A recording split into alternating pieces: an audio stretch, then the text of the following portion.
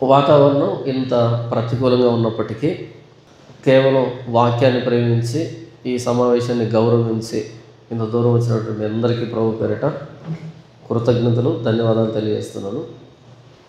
మనం మనుషులు ఎంతమంది వచ్చారు అనే దాని మీద ఆధారపడి లేం కాబట్టి మనకు సమయం చాలా ప్రాముఖ్యం. మనం రోమీలు రాసిన పత్రికని ధ్యానిస్తూ ఉన్నాం. అందులో భాగంగా 8 అధ్యాయాలు పూర్తి చేసుకొని 9వ అధ్యాయంలో 1వ వచనం నుంచి 5వ వచనం వరకు కూడా మనం పూర్తి చేసుకున్నాం. అయితే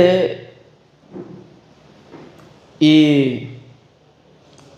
రోమీలు రాసిన పత్రిక అన్నది అపోస్తలుడైన పౌలు సువార్తని వ్యక్తీకరించినటువంటి తన సాహిత్యం అంతట్లోకల్లా కిరీటం లాంటిది.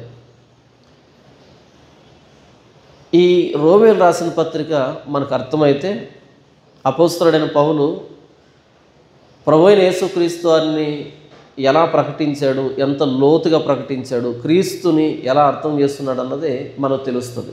చాలా కష్టతరమైనటువంటి పత్రిక రోమీలు రాసిన పత్రిక. అందులోనూ 1వ అధ్యాయం నుండి 8వ అధ్యాయం చివరి వరకు మనకు సరళంగా అర్థమయ్యే అవకాశం ఉంది కొంచెం మనసు పెడితే. కానీ 9, 10, 11 అధ్యాయాలు, ఈ అధ్యాయాలు చాలా కష్టమైనవి. ఇందులో నుండి భిన్నమైనటువంటి వికృతమైనటువంటి సిద్ధాంతాలు పుట్టుకొచ్చింది ఈ 3 అధ్యాయాల నుండి. కాల్వినిజం అనే పదాన్ని మీరు విని ఉంటారు, కానీ అది ఏం చెప్తుంది అన్నది మీకు తెలిసే అవకాశం లేదు. నాకు తెలిసి ఒక భయంకరమైన దుర్బోధ, దేవుణ్ణి ఒక నియంతగా, ఒక క్రూరుడిగా. నియంత అంటే తన కనుసన్నల్లోనే మొత్తం దేశం బ్రతకాలి అనేటువంటి క్రూరమైన స్వభావం కలిగిన వ్యక్తిని నియంత అంటాం. ఉదాహరణకి మనం చూస్తున్నటువంటి నియంత పేరు కిమ్ అంటారు. ఆయన పేరు నార్త్ కొరియా అధ్యక్షుడు కిమ్. ఎలాంటి నియంత అంటే మొత్తం దేశమంతా 7 రకాల హెయిర్ స్టైల్స్ ప్రతిపాదించాడంట ఆయనే. ఆయనకు ఆ హెయిర్ స్టైల్స్ నచ్చే. ఇక దేశమంతా ఎవరు చేయించుకున్నా ఆ 7 రకాల్లో ఏదో ఒకటి చేసుకోవాలి. కాదని చేయించుకుంటే వాడి తల తీసేస్తాడు. మీకు అర్థమైందా? ఎవడి తల వాడిస్తావు, కానీ ఆయనకి ఇష్టం లేనట్టుగా చేసుకోకూడదు. ఇకపోతే ఆయన ఏదైతే ఒక స్టైల్లో ఉంటాడో ఆ నెలలో లేదా ఆ సమయంలో అది మరలా మిగతా వాళ్ళు చేసుకునేదానికి వీల్లేదు. నియంత అంటే తన ఇష్టాన్ని ఇతరుల మీద రుద్దేటువంటి వ్యక్తి. అది మంచా చెడ అనవసరం. నాకు ఇది నచ్చింది, మీరు అది చేయాలంతే, మీకు ఇష్టం ఉన్నా లేకపోయినా. అలా కిమ్ లాంటి నియంతను కూడా భయపడేంత నియంతగా చూపెడుతుంది కాల్వినిజం దేవుణ్ణి. ఇంకొకసారి చెప్పను, కాల్వినిజం అంటే ఏంటి అంటే కిమ్ లాంటి, హిట్లర్ లాంటి, స్టాలిన్ లాంటి నియంతలు ఉన్నారే, ఆ నియంతను కూడా ఉలిక్కి పడేలా చేసేటువంటి పాత్రగా దేవుణ్ణి చూపెడుతుంది కాల్వినిజం. భయంకరుడిలాగా చూపెడుతుంది. ఇది మీకు అర్థం కావడానికి ఒక ఉదాహరణ చెప్తాను. ఇంతకు నేనేం చెప్తున్నాను? రోమీలకు రాసిన పత్రిక 9వ అధ్యాయము, 10వ అధ్యాయం, 11వ అధ్యాయం అన్నవి క్లిష్టతరమైనవి, అర్థం కావు. అందులో 9వ అధ్యాయం అన్నది ఒక భయంకరమైన దుర్బోధ పుట్టడానికి కారణమైంది. కాబట్టి ఆ దుర్బోధ ఏంటి అని చెబుతూ దానికి రోమీలు రాసిన పత్రిక 9వ అధ్యాయానికి సంబంధం లేదు అని చెప్పే ప్రయత్నం చేస్తూ మొట్టమొదటిగా ఆ కాల్వినిజం అంటే ఏంటి అని కొంచెం మీకు బ్రీఫింగ్ ఇస్తున్నా. ఉదాహరణకి ఇది కొంచెం సౌండ్ తగ్గించుకో, బాగా హమ్మింగ్ వచ్చినట్టుంది. ఉదాహరణకి ఒక 6 సంవత్సరాల పాపని 60 సంవత్సరాల ముసలాయన అత్యాచారం చేసి చంపేశాడు అనుకో. దాన్ని చూడగానే మనకు గుండె తరుక్కుపోతుంది, మాటలు ఉండవు, ఎలా వర్ణించాలో తెలియదు, ఆ బాధను ఎలా వ్యక్తీకరించాలో తెలియదు కదా. కుప్పగూలిపోతాం ఆ వార్త వినగానే. సంబంధం లేకపోయినా సరే అసలు ఏంటి సమాజం ఎలాగుంది అని చాలా బాధపడిపోతాం, సంబంధం లేకపోయినా సరే కదా. ఇప్పుడు ఇదే ప్రశ్నని తీసుకొని నా దగ్గరకు వచ్చారనుకోండి, దేవుడు ఎందుకు ఇలాంటిది అనుమతించాడు అంటే, ఏమోనండి కొన్ని విషయాలు మనకు అర్థం కావు. దేవుడు మానవుడిని స్వతంత్రునిగా చేశాడు కాబట్టి ఆ వ్యక్తి అలా బిహేవ్ చేశాడు, అలా ప్రవర్తించాడు. ఇది ఖండించాల్సిన విషయం, ఇది సమాజానికి పనికొచ్చే విషయం కాదు, అలాంటి వ్యక్తుల్ని బయట ఉంచకూడదు అనేటట్టుగా మనం ఆ వ్యక్తి చేసిన తప్పు, తన స్వేచ్ఛను దుర్వినియోగం చేసుకున్నాడు.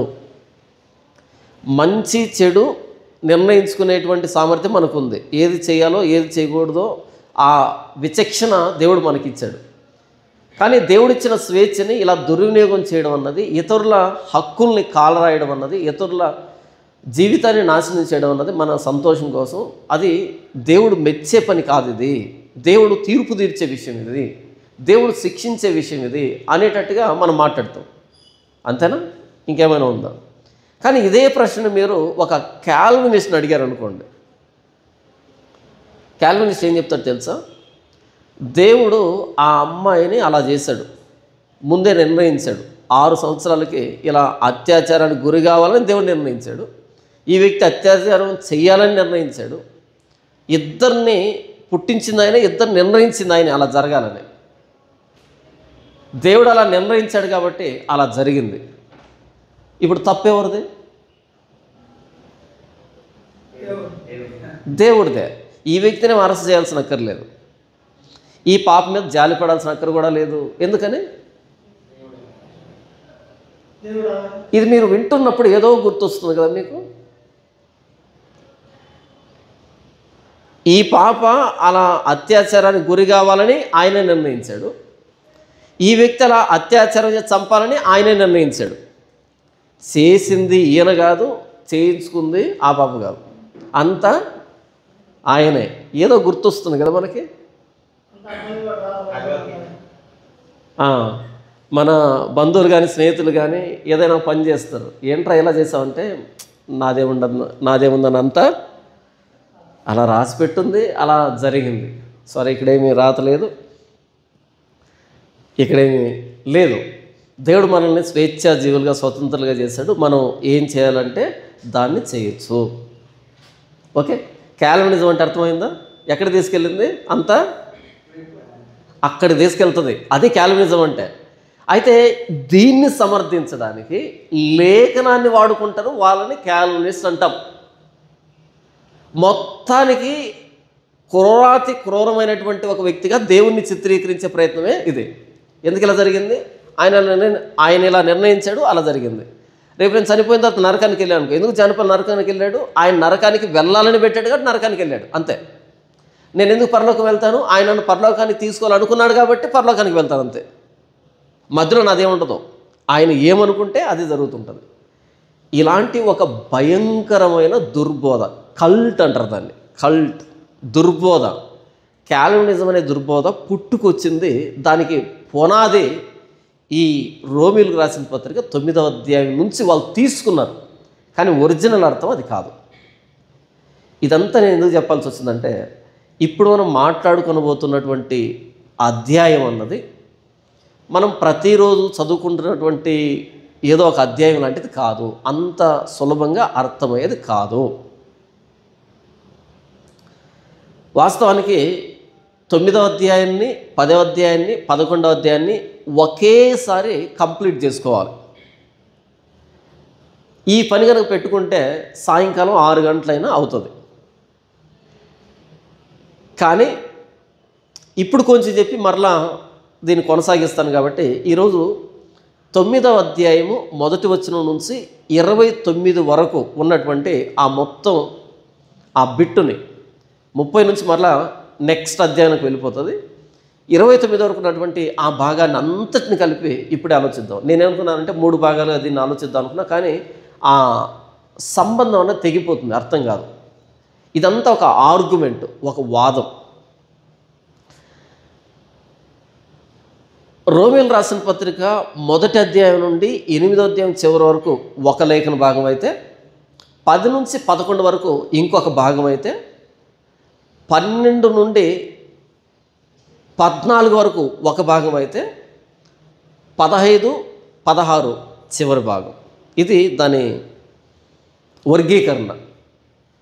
1వ అధ్యాయం నుండి 8వ అధ్యాయం చివరి వరకు ప్రభువైన యేసుక్రీస్తు వారిని గూర్చి ఆయన చెప్పాడు. మానవ పతనాన్ని గూర్చి, పాపపు స్థితిని గూర్చి, యేసు ప్రభులో ఉన్న ఉచితమైన నీతిని గూర్చి, పరిశుద్ధతను గూర్చి, ప్రభువైన యేసుక్రీస్తు వారిలో ఎలా మనం నీతిమంతులుగా తీర్చబడ్డాం, జస్టిఫికేషన్ గూర్చి, తర్వాత యేసు ప్రభులో ఎలా పరిశుద్ధపరచబడ్డాం, శాంక్టిఫికేషన్ గూర్చి, తర్వాత ప్రభువైన యేసుక్రీస్తు వారు మనల్ని ఎలా ప్రేమించాడు, దేవుని ప్రేమ ఆయనలో ఎలా వ్యక్తీకరించబడింది అంటూ 8వ అధ్యాయం చివరి దాకా తీసుకొచ్చాడు.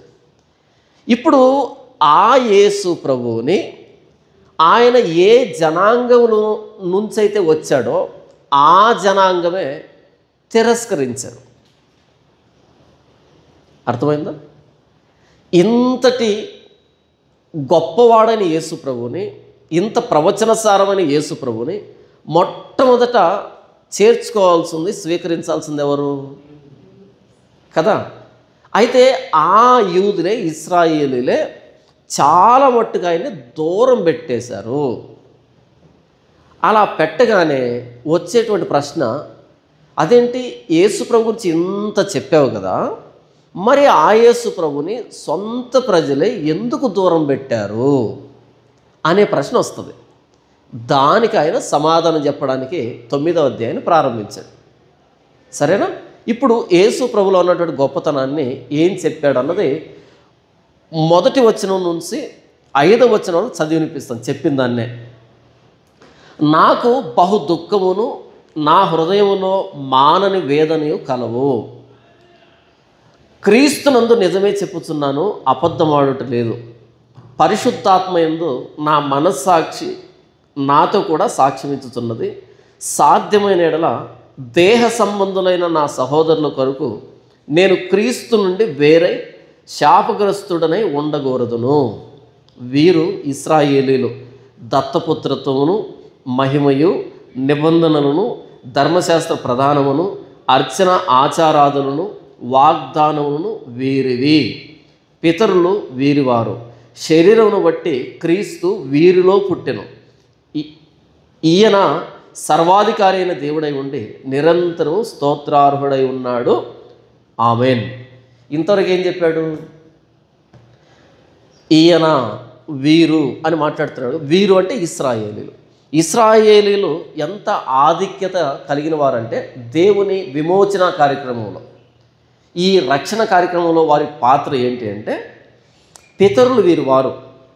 అబ్రహాం మొదలుకొని, లేదా హేబేల్ మొదలుకొని, లేదా ఆదాం మొదలుకొని పితరులందరూ కూడా విశ్వాస వీరులంతా ఇశ్రాయేలీలే. పితరులు వీరి వారు. శరీరం బట్టి క్రీస్తు వీరిలో పుట్టాను. యేసు వచ్చింది శరీరాన్ని బట్టి వీరిలో నుంచి వచ్చాడు. ఇంతకీ ఎవరంటే, ఈయన సర్వాధికారి అయిన దేవుడై ఉండి నిరంతరం స్తోత్రార్హుడై ఉన్నాడు. ఆమేన్. యేసు ఎవరంట? సర్వాధికారి అయిన దేవుడై ఉండి నిరంతరం స్తోత్రార్హుడై ఉన్నాడు. ఆమేన్. ఆయన ఈ లోకానికి రావడానికి ఏర్పాటు చేస్తున్న జాతి ఎవరు? ఇశ్రాయేలీలు. ఆయన వస్తున్నాడని వాళ్ళు గుర్తుపట్టడానికి 4వ వచనం, వీరు ఇశ్రాయేలీలు దత్తపుత్రత్వము, మహిమయు, నిబంధనలను, ధర్మశాస్త్ర ప్రధానమును, అర్చన ఆచారాదులను, వాగ్దానమును వీరివి. ఇవన్నీ ఏంటంటే, ఆ సర్వాధికారి అయిన దేవుడు మీలో నుండి వస్తాడు, ఆయన్ని ఇలా గుర్తుపట్టాలనే దానికి కొన్ని వేల సంవత్సరాల క్రితం వారిని సిద్ధపరిచినటువంటి విషయాలు ఇవన్నీ.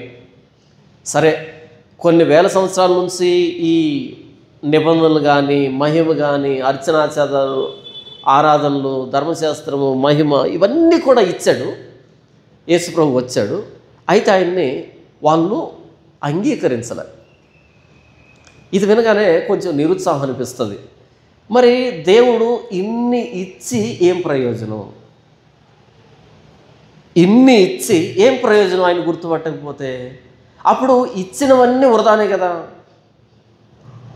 కొన్ని వేల సంవత్సరాల క్రితం నుంచి ప్రవక్తను పంపించి భవిష్యత్తులో రాబోతున్న ప్రభువైన యేసుక్రీస్తుని గుర్తుపట్టడానికి, ఆయన అర్థం చేసుకోవడానికి ఇన్ని సిద్ధపరిచాడు. ఏదైనా తోట మొదలుకొని, ఏదైనా తోటలో ఆయన ఏమంటాడు, సర్ప సంతానానికి నీ సంతానానికి వైరం కలుగజేస్తాను, అది నిన్ను తల మీద కొడితే నీవు అతడి మడి మీద కొడతావని ప్రభువైన యేసుక్రీస్తు అని గురించిన ప్రకటన 3వ అధ్యాయంలో కనపడతాం మనకు ఆదికాండంలో. అక్కడి నుంచి సిద్ధపరిచినటువంటి ఆ సిద్ధపాటు, ఆ ప్రణాళిక, ఎంతమంది ప్రవక్తలు వచ్చారో అందరూ ప్రభువైన యేసుక్రీస్తు అని గురించి ప్రవచించారు, ప్రత్యక్షంగాను పరోక్షంగాను. మరి ఇవన్నీ వృధా అయిపోయినట్టే కదా. మీకు అర్థమవుతుందా ప్రశ్న? 6వ వచనం, అయితే దేవుని మాట తప్పిపోయినట్టు కాదు. ఈ ఆర్గ్యుమెంట్ అంతా వింటే వచ్చేటువంటి ప్రశ్న, మరి దేవుడి మాట వృధా అయిపోయింది కదా. పౌలు అంటున్నాడు, కాదు తప్పిపోలేదు. మరలా వచ్చే ప్రశ్న ఏంటి, ఎందుకు తప్పిపోలేదు? ఇశ్రాయేలీలు పితరులు, ఈ ఇశ్రాయేలీలు అందరూ నమ్ముకుంటే యేసు ప్రభుని స్వీకరిస్తే అప్పుడు నెరవేరినట్టు, నమ్ముకోలేదంటే తప్పిపోయినట్టే కదా అనేటువంటి ఆర్గ్యుమెంట్ వస్తుంది. అప్పుడు ఆయన అంటున్నాడు, సరే అయితే మీకు ఇశ్రాయేలీలు అంటే ఎవరో చెబుతాను అని ప్రారంభించాడు. ఇశ్రాయేలీలు 2 రకాలు. ఒకటి శరీర సంబంధమైన ఇశ్రాయేలీలు, 2 వాగ్దాన సంబంధమైన ఇశ్రాయేలీలు. శరీర సంబంధమైన ఇశ్రాయేలీలు, వాగ్దాన సంబంధమైన ఇశ్రాయేలీలు. బాప్తిస్మ ఇచ్చే యోహాను ఏమంటాడు అంటే, మేము అబ్రహాం పిల్లలు అని మీరు అతిశయపడుతున్నారేమో, దేవుడు అనుకుంటే రాళ్ళకు కూడా అబ్రహాంకి పిల్లలు పుట్టించగలడు అని అన్నాడు. అంటే మీరు అతిశయించాల్సింది అబ్రహాము పిల్లలు అని కాదు, అబ్రహాము క్రియలు మేము చేస్తున్నామని, అబ్రహాం కలిగిన విశ్వాసం కలిగిన వారమని అతిశయపడాలి. కానీ మీరెందుకు అతిశయపడుతున్నారు? అబ్రహాం వరసలో వచ్చామని అతిశయపడుతున్నారు. అలా అతిశయపడితే కనుక దానికి శారమ్మ ఎక్కర్లేదు, హాగర ఎక్కర్లేదు, రాళ్ళ వల్ల కూడా అబ్రహాంకి దేవుడు పిల్లలు పుట్టించగలడు. అది కాదు అబ్రహాం సంతానం అంటే. మీరు నిజంగా అబ్రహాం పిల్లలు అయి ఉంటే కనుక మీరు నన్ను చంపాలని అనుకోరంటారు యేసు ప్రభు. అప్పుడు వాళ్ళు అంటారు, మేము వ్యభిచారంలో పుట్టలేదు అని అంటారు వాళ్ళు. యేసు ప్రభు అంటాడు, మీరు అబ్రహాం పిల్లలు కాదు, అబ్రహాము నన్ను చూడాలనుకున్నాడు, చూసి సంతోషపడాలనుకున్నాడు, చూశాడు, సంతోషపడ్డాడు. వాళ్ళు అన్నారు, అదేంటి నీకు 56 సంవత్సరాలు కూడా లేవు, నీకు కనీసం 56 సంవత్సరాలు కూడా లేవు, నువ్వు అబ్రహాం చూసావా? అబ్రహాం నిన్ను చూశాడా? నేను అబ్రహాం కంటే ముందున్నవాడిని. ఈ ఆర్గ్యుమెంట్ అంతా ఏం చెప్తుందంటే, అబ్రహాముకి పిల్లలు 2 రకాలు. ఒకటి శరీర సంబంధమైన పిల్లలు, 2 వాగ్దాన సంబంధమైన పిల్లలు. చూద్దాం. ఇది ఆయన చెప్తున్నాడు చూడండి, 7వ వచనం 6. అయితే దేవుని మాట తప్పిపోయినట్టు కాదు, ఇశ్రాయేలు సంబంధులందరూ ఇశ్రాయేలీలు కారు. ఎందుకు ఈ ఆర్గ్యుమెంట్ తీసుకున్నాడు? ఇశ్రాయేలీలంతా నమ్మలేదు కదా యేసు ప్రభుని అంటే, ఆయన అంటున్నాడు ఇశ్రాయేలు అంతా నమ్మాలని కూడా లేదు, ఎందుకంటే ఇశ్రాయేలు అందరూ ఇశ్రాయేలు కాదు. మరి 7వ వచనం, అబ్రహాము సంతానమైనంత మాత్రము చేత అందరూ పిల్లలు కారు, కానీ ఇస్సాకు వలనైనది నీ సంతానము అనబడును. అనగా శరీర సంబంధులైన పిల్లలు దేవుని పిల్లలు కారు, కానీ వాగ్దాన సంబంధులైన పిల్లలు సంతానమని ఎంచబడుదురు. వాగ్దాన రూపమైన వాక్యం ఇదే, మీదిటికి ఈ సమయమునకు వచ్చేదను, అప్పుడు శారాకు కుమారుడు కలుగును. ఇంతవరకు ఏం చెప్తున్నాడు? అబ్రహాంకి 2 భార్యలు. ఎవరు? శారమ్మ, హాగరు. హాగరు కూడా భార్యే, అయితే దాసిగా ఉంది, భార్యగా ఉన్నట్టుకు ఇవ్వబడింది, 2వ భార్య. అయితే వీళ్ళిద్దరికి పడక ఆవిడ వెళ్ళగొట్టింది, కానీ ఆవిడ భార్యే. ఇప్పుడు అబ్రహాం పిల్లలే ఇశ్రాయేలులైతే హాగరు పిల్లలు కూడా ఏం కావాలి? వాళ్ళు కూడా ఇశ్రాయేలే కావాలి. కానీ దేవుడు తర్వాత అబ్రహాం దర్శించి మీదిటికి ఈ కాలానికి వస్తాను, అప్పుడు శారమ్మ ఒక కుమారుని ఎత్తుకుని ఉంటుంది. ఎందుకు ఈ మాట? ఆల్రెడీ ఇస్మాయిల్ ఉన్నాడు కదా. ఇప్పుడు ఏదో పిల్లలు లేనట్టుగా మరలా వచ్చి శారమ్మకు ఆ వయసులో పిల్లలు ఇవ్వాల్సిన అవసరం ఏంటి? మృతతుల్యమైనటువంటి ఆవిడ శరీరం నుంచి ఇప్పుడు పిల్లలు రావాల్సిన అవసరం ఏంటి? ఉన్నాడు కదా, ఇస్మాయిల్ ఉన్నాడు కదా. అప్పుడు దేవుడు అంటున్నాడు, వాగ్దాన రూపమైన పిల్లలు వేరే, శరీర సంబంధమైన పిల్లలు వేరే. అలాగైతే అబ్రాహాంకి ఇంకొక భార్య ఉంది, ఆవిడ పేరు కెతూరా. 25లో కనపడతాం మనకి. కెతూరా కూడా చాలామంది పిల్లలు ఉన్నారు. వాళ్ళెవరు కూడా మనకు తెలియదు, వాళ్ళ పేర్లు కూడా మనకు తెలియదు. అసలు పట్టించుకోము. అబ్రాహాం పిల్లలే వాళ్ళందరికీ ఆస్తులు ఇచ్చాడు. కెతూరా అనే ఒక భార్య ఉందని, ఆవిడకి పిల్లలు ఉన్నారని వాళ్ళ పేర్లు కూడా తెలియదు మనకి. కనీసం ఇస్మాయిల్ పేరైనా, ఎందుకంటే ఫస్ట్ పుట్టాడు కాబట్టి తెలిసేమో, కానీ కెతూరాకు పిల్లలు ఉన్నారని వాళ్ళ పేర్లు కూడా తెలియదు మనకి. ఎందుకని? మన మైండ్ వాగ్దానాన్ని పట్టుకుంది. ఎందుకంటే తర్వాతి కాలంలో వాగ్దాన సంబంధమైన సంతాన్ని కూర్చే మొత్తం నెరేషన్ అంతా ఉంది కాబట్టి వీళ్ళు అక్కడ కనపడతారు, తర్వాత కనపడరు. వాళ్ళ పేర్లు మెన్షన్ చేయబడి ఉంటే తర్వాత కనపడరు, వాళ్ళ ప్రస్తావన ఉండదు. ఎందుకంటే దేవుడు ఏర్పాటు చేస్తున్నటువంటి వాగ్దాన వరసని మనం ఫాలో అవుతూ ఎంతసేపు ఉన్నా సరే వీళ్ళని మాట్లాడతాం. ఏం చెప్తున్నాడు అపోస్తలుడైన పౌలు? అబ్రహాము శరీరం నుండి వచ్చినప్పటికీ ఇష్మాయేలు ఇశ్రాయేలీయులు కాదు, కెతూరా పిల్లలు ఇశ్రాయేలీయులు కాదు, ఇస్సాకు వలనైనది నీ సంతానం అనబడును.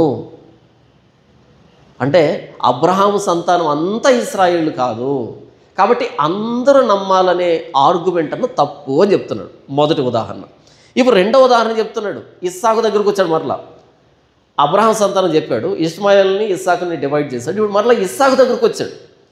10వ వచనం. అంతేకాదు రెబ్కా మన తండ్రి అయిన ఇస్సాకు అను ఒకరి వలన గర్భవతి అయినప్పుడు ఏర్పాటును అనుసరించిన దేవుని సంకల్పము క్రియల మూలముగా కాక పిలుచువాని మూలముగానే నిలకడగా ఉండు నిమిత్తము పిల్లలు ఇంకా పుట్టి మేలైనను కీడైనను చేయక ముందే పెద్దవాడు చిన్నవానికి దాసుడగును అని ఆమెతో చెప్పబడెను. ఇందును గూర్చి నేను యాకోబును ప్రేమించితిని, ఏశావును ద్వేషించితిని అని వ్రాయబడి ఉన్నది. మొదట అబ్రహాము, ఆయనకు ఇద్దరు భార్యలు పిల్లలు. వాళ్ళలో ఒక సంతానాన్ని సపరేట్ చేశాడు. ఇస్సాకు వలనైనదే సంతానం అన్నాడు. ఇప్పుడు మరలా ఇస్సాకు దగ్గరికి వచ్చాడు. ఇస్సాకు రెబ్కాను పెళ్లి చేస్తున్నప్పుడు రెబ్కా గర్భవతి అయింది. ఒకే గర్భంలో కవల పిల్లలు ఉన్నారు. వాళ్ళు ఇంకా పుట్టకముందే దేవుడు చెప్పింది ఏంటంటే, అమ్మ నీ కడుపులో 2 జనపదాలు ఉన్నాయి, 2 జనాంగాలు ఉన్నాయి నీ కడుపులో. అదేంటి, ఇద్దరు పిల్లలు కదా? దేవుడు వారిని జనాంగాలుగా చూస్తున్నాడు. జనాంగాలకి పెద్దగా చూస్తున్నాడు, ప్రారంభ పురుషులుగా చూస్తున్నాడు. 2 జనపదాలు ఉన్నాయి, ఇంకా పుట్టలే వాళ్ళు. అప్పుడే చెప్తున్నాడు, పెద్దవాడు చిన్నవాడికి దాసుడవుతాడు. ఇంకా పుట్టలేదే.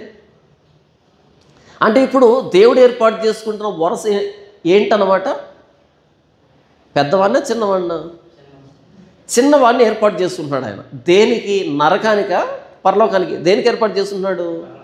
నరకానికి పరలోకానికి కాదు, ఇది యేసు ప్రభువు వచ్చేటువంటి రక్షణ కార్యక్రమానికి. మరొకసారి చెప్తా వినండి. ఏదైనా తోటలో స్త్రీ సంతానం రావాలి. స్త్రీ సంతానం వస్తే అప్పుడు అపవాది క్రియలు లయపరచబడతాయి. ఆ స్త్రీ సంతానం రావడానికి మొత్తం ప్రపంచంలో ఒక్క ఆయన దొరికాడు. ఆయన పేరు అబ్రహాము.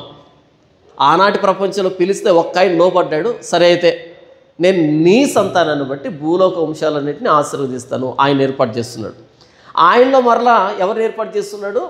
ఇస్సాకుని ఏర్పాటు చేస్తున్నాడు. ఇప్పుడు ఇస్సాకు సంతానంలో మరలా ఎవరిని ఏర్పాటు చేస్తుంటున్నాడు? యాకోబుని ఏర్పాటు చేస్తుంటున్నాడు. ఇది నరకానికి పరలోకానికి సంబంధించింది కాదు.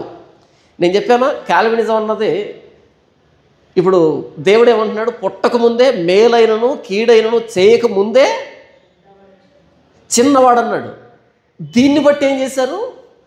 మనం పుట్టకముందే ఇప్పుడు నేను ఎక్కడెక్కడ దొంగతనం చేయాలి, ఎవరి మీద అత్యాచారం చేయాలి, ఎవరిని మోసం చేయాలి, ఎవరి దగ్గర తన్నులు తినాలి అనేది డిసైడ్ అయిందా ఇక్కడ? అదేనా దాని అర్థము? కాదు కదా. దీన్ని బేస్ చేసుకున్నారు. రెబ్కా విషయంలో దేవుడు చిన్నవాడిని ఏర్పాటు చేస్తున్నాడు. ఎప్పుడు ఏర్పాటు చేస్తున్నాడంట? ఇంకా మేలైనను కీడైనను చేయకముందే. అంటే దేవుడు ఏర్పాటు చేసుకున్నాడు కాబట్టి యాకోబు గొప్పోడయ్యాడు, దేవుడు వద్దనుకున్నాడు కాబట్టి ఏశావు చెడ్డోడయ్యాడు. కాదు. దేవుడు భవిష్యత్తు జ్ఞాని. భూత వర్తమాన భవిష్యత్ కాలాలు ఎరిగినటువంటి దేవుడు. నేను ఇప్పుడు ప్రసంగం ప్రారంభించాను, ఎక్కడ ఆపుతానో నాకు కూడా తెలియదు, కానీ ఆయనకి తెలుసు. నా గతము తెలుసు, వర్తమానం తెలుసు, భవిష్యత్తు తెలుసు, అన్నీ తెలుసు ఆయనకి. అవునా? భూత వర్తమాన భవిష్యత్ కాలంలో ఉన్నటువంటి దేవుడికి యాకోబు ఏమవుతాడు, ఏశావు ఏమవుతాడు చూసి చెప్పాలన్నా చూడకుండానే చెప్పొచ్చు, చూడకుండా చెప్పొచ్చు. అందుకనే పెద్దవాడు చిన్నవాడికి దాసుడు అవుతాడు అన్నాడు, కానీ పెద్దవాడిని చిన్నవాడికి దాసుడిని చేస్తానని చెప్పలే. పెద్దవాడిని చిన్నవాడికి దాసుడుగా నిర్ణయించానని చెప్పలే, అవుతాడని చెప్పాడు. ఎందుకని? ఆయన భవిష్యత్తు తెలుసు కాబట్టి. ఇలాంటి వచనాలు తీసుకొని కాదు ఈరోజు నేను దొంగనయ్యానంటే ఆయన నన్ను దొంగగా నిర్ణయించాడు కాబట్టి దొంగనయ్యాను అని ఈ నెపాన్నంతా పట్టుకునే వాళ్ళు ఎవరి మీద వేయడం? దేవుడి మీద వేయడం. ఇదే ఏదైనా తోటలో జరిగింది. ఆదాము ఆ పండు తిన్నావా అనంటే ఏం చెప్పాలి? అవును ప్రభువా తిన్నాను అంటే దొంగ ఎవరవుతారు? ఆదాము అవుతాడు. మనకు అర్థమయ్యే భాషలో చెప్తున్నాను, మన నాన్న కాబట్టి ఆ చదువుతో చెప్తున్నాను, అంతే కదా. అయితే ఆదాయం ఏమన్నాడు? నేను బేసిక్గా చాలా మంచివాడిని, నేను యాక్చువల్ తినేవాడిని కాదు, ఇదంతా ఇది నాకు అసలు నచ్చదు, నీవు నాకు భార్యగా ఉండటకు ఇచ్చిన ఆ స్త్రీ ఇస్తే తిన్నాను అంటే ఎవరిని పెట్టాడు అక్కడ? దేవుణ్ణి పెట్టాడు. ఇదంతా నా ఫాల్ట్ కాదు, నీ ఫాల్టే, నేను అడిగానా ఇంతకేమని. ఎగ్జాక్ట్గా ఇక్కడ అదే జరుగుతుంది. పెద్దవాడు చిన్నవాడికి దాసుడు అవుతాడు అని దేవుడు భవిష్యత్తుని చెప్పాడు తప్ప పెద్దవాడిని పనికిరానోడిగా చేశాను, చిన్నవాడిని చాలా మంచివాడిగా చేశాను అని కాదు ఆయన చెప్పింది. యేసు ప్రభు తన 12 మంది శిష్యులను ఏర్పాటు చేసుకున్నప్పుడు యోధాని దొంగగా ఏర్పాటు చేస్తున్నా అని చెప్పలే, యోధా దొంగ అని చెప్పాడు అంతే. మీలో ఒకడు అపవాది అన్నాడు తప్ప నేను అపవాదిగా ఉండడానికి నిర్ణయించాను చెప్పలే ఆయన. కాబట్టి కాల్వినిజం ఏం చెప్తుందంటే, ఇప్పుడు నేను ఏదో పాపంలో పడిపోయాను అనుకో, దేవుడు నన్ను పరలోకానికి వద్దనుకున్నాడు కాబట్టి నేను పాపంలో పడ్డాను. నేనేదో మంచి పని చేశాను అనుకో, దేవుడు నన్ను పరలోకానికి తీసుకోవాలని అనుకున్నాడు కాబట్టి నేను మంచి పని చేశాను.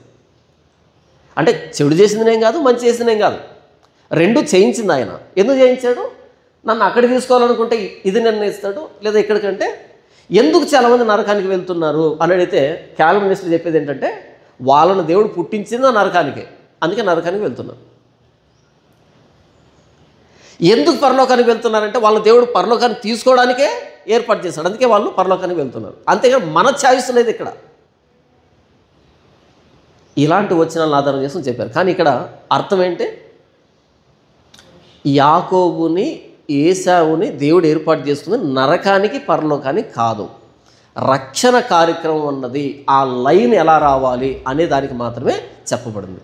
ఇకపోతే వాళ్ళను దేవుడు అలా పుట్టించలే, వాళ్ళు పుట్టి ఏమవుతారో ముందే వ్రాయించాడు. ఎందుకని? ఆయన భవిష్యత్తు జ్ఞాని కాబట్టి, అంతే. అంటే లేఖనానికి విపరీతమైన అర్థాలను పుట్టించారు. ఈ లేఖన భాగాలు అర్థం కాక ఇంతవరకు ఆర్గ్యుమెంట్ అర్థమైందా? ఇప్పుడు ఇదంతా వినగానే మనకు వచ్చే ప్రశ్న ఏంటి? అదేంటండి దేవుడు అలా ఎలా ఏర్పాటు చేస్తుంటాడు, ఒకడినేమో ఇలా ఒకడినేమో అలా, అది ఎలాగండి? ఈయన ఏదో పక్షపాత ధోరణితో వ్యవహరించినట్టుగా లేదు, కొంతమందిని సెలెక్ట్ చేసుకున్నట్టుగా లేదు అన్న.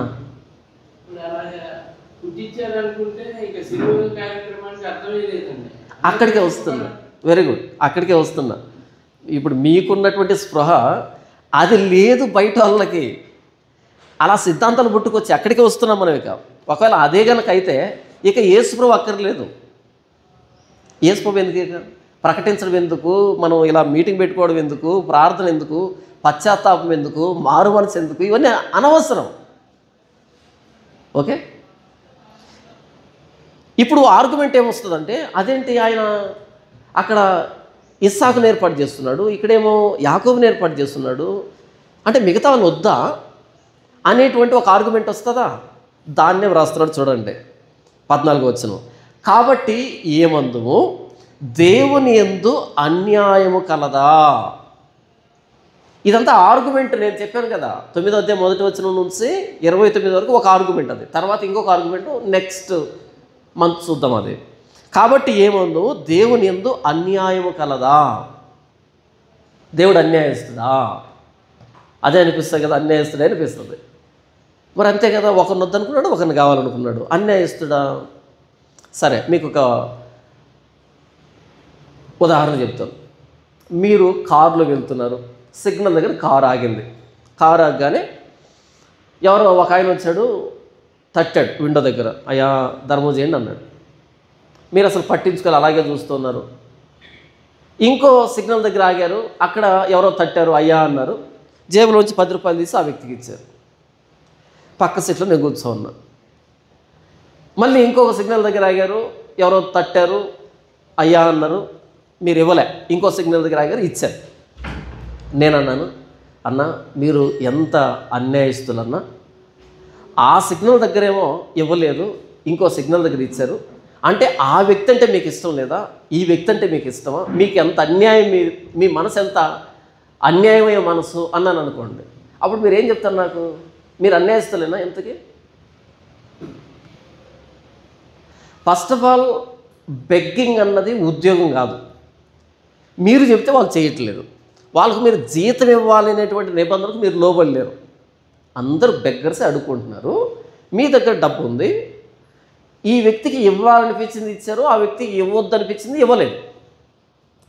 మీ ఇష్టమే తప్ప ఇదేమి బాధ్యత కాదు, ఇదేమి న్యాయానికి సంబంధించింది కాదు. అర్థమైంది? అర్థం కాలేదు. మీకు ఇవ్వాలనిపించింది ఇచ్చారు, ఇవ్వకపోయినా మీరు అన్యాయస్తులు కాదు, ఇచ్చినా మీరు అన్యాయస్తులు కాదు. అక్కడ ఇవ్వాలనిపించలేదు, ఇవ్వలేదు. ఇక్కడ ఇవ్వాలనిపించింది, ఇచ్చాను, అంతే. ఎందుకని? మీ డబ్బు, అదే ఉద్యోగం కాదు. మీ కింద వాళ్ళు పని చేయట్లేదు, వీళ్ళు ఖచ్చితంగా జీతం ఇవ్వాలని. ఒకవేళ వాళ్ళు మీ కింద పని చేస్తూ ఉండి మీరు కనుక డబ్బు అడిగినప్పుడు ఇవ్వకపోతే ఎంత అన్యాయస్తుడండి మీరు, జీతం ఇవ్వలేదు అనేటువంటి దాని కిందకి మీరు వస్తారు, ఆర్గ్యుమెంట్ కిందకి. మీ దగ్గర ఉన్న డబ్బు మీరు ఎవరికి ఇవ్వాలంటే వాళ్ళకి ఇవ్వచ్చు, ఎవరికి ఇవ్వద్దని అనిపిస్తే ఇవ్వకపోవచ్చు, అంతేకాని ఫస్ట్ సిగ్నల్ దగ్గర బెగ్గరు అదేంటంటే నేను అడిగితే ఇవ్వలేదు వాడికి ఎందుకు ఇచ్చారు అనే ఆర్గ్యుమెంట్ చేయకూడదు. మీకు అర్థమైందా? ఇప్పుడు దేవుడు ఇష్మాయేల్ని వద్దనుకున్నాడు, ఇస్సాకును కోరుకున్నాడు. ఇష్మాయేల్ను నరకానికే పంపించలే, ఇష్మాయేల్ని చెడ్డోడనేవి చెప్పలే, ఇష్మాయేలు నాకు నచ్చలేదని ఏం చెప్పలే. ఇష్మాయేలు శరీర సంబంధంగా పుట్టాడు, కానీ దేవుడు శరీర సంబంధంగా బిడ్డనిస్తే అది అద్భుతం కాదు. అబ్రహామును పిలిచినప్పటికే పిల్లలు పుట్టనటువంటి స్థితి అది, పిలిచినప్పటికే. ఇప్పుడు దేవుడు తన గొప్పతనాన్ని ఎలా బయలుపరుచుకుంటాడు అంటే శరీర సంబంధంగా బిడ్డనివ్వడం ద్వారా కాదు, శారమ్మకు బిడ్డనివ్వడం ద్వారా. ఇది వాగ్దానం, ఇది అసాధారణమైన వరుస అనేది తెలియాలి ప్రపంచానికి. ఆయన ఇష్టం, ఆయన నిర్ణయం అది. యేసు ప్రభువు ఒక పోలిక చెప్పాడు, ఒక ఉపమానం చెప్పాడు. మత్తయి సువార్త 20వ అధ్యాయం 1వ వచనం నుంచి నేను చదివి వినిపిస్తాను. మనం చాలా సందర్భాల్లో చదువుకున్నటువంటి లేఖన భాగం అది. ఇప్పుడు నేను చెప్పాను కదా, ఈ సిగ్నల్స్ దగ్గర చెప్పానే, అదే వర్ణన లాంటిది ఉంటుంది చూడండి. మత్తయి సువార్త 20వ అధ్యాయం 1వ వచనం నుంచి, ఎలాగనగా పరలోక రాజ్యము ఒక ఇంటి యజమానుని పోలి ఉన్నది. అతడు తన ద్రాక్ష తోటలో పనిచేయు వారిని కూలికి పెట్టుకున్నట్టుకు ప్రొద్దున బయలుదేరి దినమునకు 1 దేనారము చొప్పున పనివారితో వడబడి తన ద్రాక్ష తోటలోనికి వారిని పంపెను. ఏంటంట, ఆ యజమానుడు వెళ్ళాడంట, ఇంతకీ కూలి ఎంత నిర్ణయించాడంట? రోజుకి 1 దేనారం, అంతే కదా. 1 దినానికి 1 దేనారం, లేదా అర్ధ దేనారం నిర్ణయించాడు అనుకో, అన్యాయస్తుడు అవుతాడా? కాదు. 2 దేనాలు నిర్ణయించాడు అనుకో, అన్యాయస్తుడు అవుతాడా? కాదు. 3. ఎందుకని? పొలం అయింది, ధనం అయింది, పని అయింది. నచ్చితే రా, నచ్చకపోతే వద్దు, రావద్దు, మాకు గిట్టుకోదులేని చెప్పు, అంతే కదా. కూలి ఇచ్చేది ఆయన, పొలం అయింది, అవకాశం ఇచ్చాడు. నచ్చితే వచ్చి పని చేయ, లేకపోతే వద్దు, బలవంతం లేదు ఇక్కడ, అంతే కదా. ఇప్పుడు చూద్దాం 3వ వచనం. రెండవ వచనం, దినమునకు ఒక దేనారం చొప్పున పనివారితో వడబడి, పనివారితో చెప్పేశాడు, ఒక దేనారం అని చెప్పాడు. చెప్పకుండా చేశాడా? పనివారితో వడబడ్డాడు. ఎంతకి? ఒక దేనారానికి. చెప్పే వడబడి తన ద్రాక్ష తోటలోనికి వారిని పంపించాడు. తరువాత అతడు దాదాపు 9 గంటలకు వెళ్ళి సంత వీధిలో ఊరక నిలిచి ఉన్న మరికొందరిని చూసి, వీళ్ళు పని చేస్తున్నారు, అయితే దాదాపు 9 గంటలకి మరలా సంత వీధిలోకి వెళ్ళాడంట. అక్కడ కొంతమంది ఉన్నారు. వాళ్ళని ఏం చేశాడు? తన పొలానికి పిలిచాడు. నిలిచి ఉన్న కొందరిని చూసి, మీరును నా ద్రాక్ష తోటలోనికి వెళ్ళుడి, ఏమి న్యాయమో అది మీకు ఇస్తునని వారితో చెప్పగా వారును వెళ్ళిరి. ఫస్ట్ మార్నింగ్ పిలిచిన వాళ్ళకి ఏం చెప్పాడు? దేనారం ఇస్తా అని చెప్పాడు. చెప్పకుండా పిలిచాడా? చెప్పే పిలిచాడు. తర్వాత 9 గంటలకి పని సరిగ్గా జరగలేదేమో, 9 గంటలకు వెళ్ళాడు, కొంతమందిని పిలిచాడు, వచ్చి పని చేయండి, సాయంకాలానికి ఏది న్యాయం అనిపిస్తే అది ఇస్తాను అన్నాడు. వాళ్ళు వచ్చారు, పని చేస్తున్నారు. 5వ వచనం, దాదాపు 12 గంటలకును 3 గంటలకును అతడు మరలా వెళ్ళి అలాగే చేసాను. మరలా 12కి వెళ్ళాడంట, మరలా 3 గంటలకు వెళ్ళాడంట. సేమ్ ఇదే చెప్పాడు. ఏంటి ఖాళీగా ఉన్నారు, రండి పొలంలో పని చేద్దురు అని అన్నాడు. ఎంత ఇస్తావా అంటే, నాకు ఎంత న్యాయం అనిపిస్తే అంత ఇస్తాను రండి అన్నాడు. 9 గంటలకి అదే చెప్పాడు, 12 గంటలకి అదే చెప్పాడు, 3 గంటలకి అదే చెప్పాడు. మొత్తాన్ని సాయంకాలం 6 గంటలకు పని అయిపోయింది. అయిపోగానే అందరూ వరుసగా నిలవబడ్డారు. వరుసగా నిలవబడితే ఇప్పుడు మొదట వచ్చిన వాడికి ఎంత వస్తుంది? దేనారమేనా? దేనారమే వస్తుందా? ఇప్పుడు 3 గంటలకు వచ్చేవాడికి ఎంత ఇవ్వచ్చు? అది పని చేసేవాళ్ళు నిర్ణయం కాదు, ఇచ్చేవాడి నిర్ణయం, ఇవ్వాలనుకున్నవాడి నిర్ణయం. అంతే కదా? ఒకవేళ ఉదయం వచ్చినాడు, అదేంటండి వాడికి దేనారం ఎందుకు ఇస్తారు అని అనొచ్చా? ఎందుకు అనకూడదు? పని ఆయనది, పొలం ఆయనది, వడబడి చేసింది ఆయన. మీకేం చెప్పాడో అది మీకు ఇస్తాడు, వాళ్ళకేం చెప్పాడో అది వాళ్ళకి ఇస్తాడు. మీరు కొట్టుకోకూడదు. ఇప్పుడు చూద్దాం 7వ వచనం, వారు ఎవడనో మమ్మను కూలికి పెట్టుకొని లేదన్నరి. అందుకతడు మీరును నా ద్రాక్ష తోటలోనికి వెళ్ళుడు అనెను. మీరును నా ద్రాక్ష తోటలోనికి వెళ్ళుడి అనెను. సాయంకాలం అయినప్పుడు ఆ ద్రాక్ష తోట యజమానుడు ఆ గృహ నిర్వాహకుని చూసి పనివారిని పిలిచి, చివరి వచ్చిన వారు మొదలుకొని మొదట వచ్చిన వారి వరకు వారికి కూలి ఇమ్మని చెప్పాను. దాదాపు 5 గంటలు కూలి కూదిన వారు వచ్చి ఒక్కొక్క దేనారం చొప్పున తీసుకున్నారు. మొదట వచ్చిన వారు తమకు ఎక్కువ దొరుకుననుకుని, కానీ వారికి ఒక్కొక్క దేనారం చొప్పునే దొరికిన. వారు తీసుకుని చివరి వచ్చిన వీరు 1 గంట మాత్రమే పనిచేసినను పగలంతా కష్టపడి ఎండబాధ సహించిన మాతో వారిని సమానం చేసేదివే అని ఆ ఇంటి యజమానుడి మీద సనుక్కొనిరి. అందుకతడు వారిలో ఒకరిని చూచి, స్నేహితుడా, నేను నీకు అన్యాయం చేయలేదే, నీవు నా యొద్ద 1 దేనారమునకు వడబడలేదా? నీ సొమ్ము నీవు తీసుకుని పొమ్ము, నీకు ఇచ్చినట్టే కడపటి వచ్చిన వారికి ఇచ్చుటకును నాకు ఇష్టమైనది. నాకు ఇష్టం వచ్చినట్టు నా సొంత సొమ్ముతో చేయుట న్యాయం కాదా? నేను మంచివాడనైనందున నీకు కడుపు మంటగా ఉన్నదా అని చెప్పాను. మీకు 1 దేనారం చెప్పాను, వాళ్ళకి 1 దేనారం ఇవ్వడం నాకు ఇష్టమైంది. నా సొంత డబ్బుతో నాకు ఇష్టం వచ్చినట్టు చేయడం నీకెందుకు కడుపు మంటగా ఉంది? మంచి ప్రశ్నే కదా. ఇదంతా ఏం చెప్పాను నేను? అట్లయితే దేవునిలో అన్యాయం కలదా అనే ఆర్గ్యుమెంట్ తీసుకున్నాడు కదా. ఇస్సాకును ఏర్పాటు చేసుకునే విషయంలో, లేకపోతే యాకోబును ఏర్పాటు చేసుకునే విషయంలో అట్లయితే అన్యాయం కలదా దేవునిలో అని ఆర్గ్యుమెంట్ ఉంది కదా. ఇప్పుడు చూడండి ఏం మాట్లాడుతున్నాడో. 9వ అధ్యాయం 14వ వచనం, కాబట్టి ఏమందుము, దేవుని యందు అన్యాయం కలదా? అట్లన్న రాదు. అందుకు మోషేతో ఇలాగ చెప్పుచున్నాడు.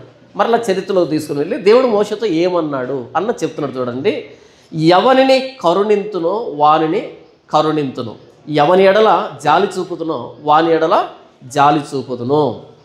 కాగా పొందగోరు వాని వలనైనను ప్రయాసపడు వాని వలనైనను కాదు, కానీ కరుణించు దేవుని వలననే అగును.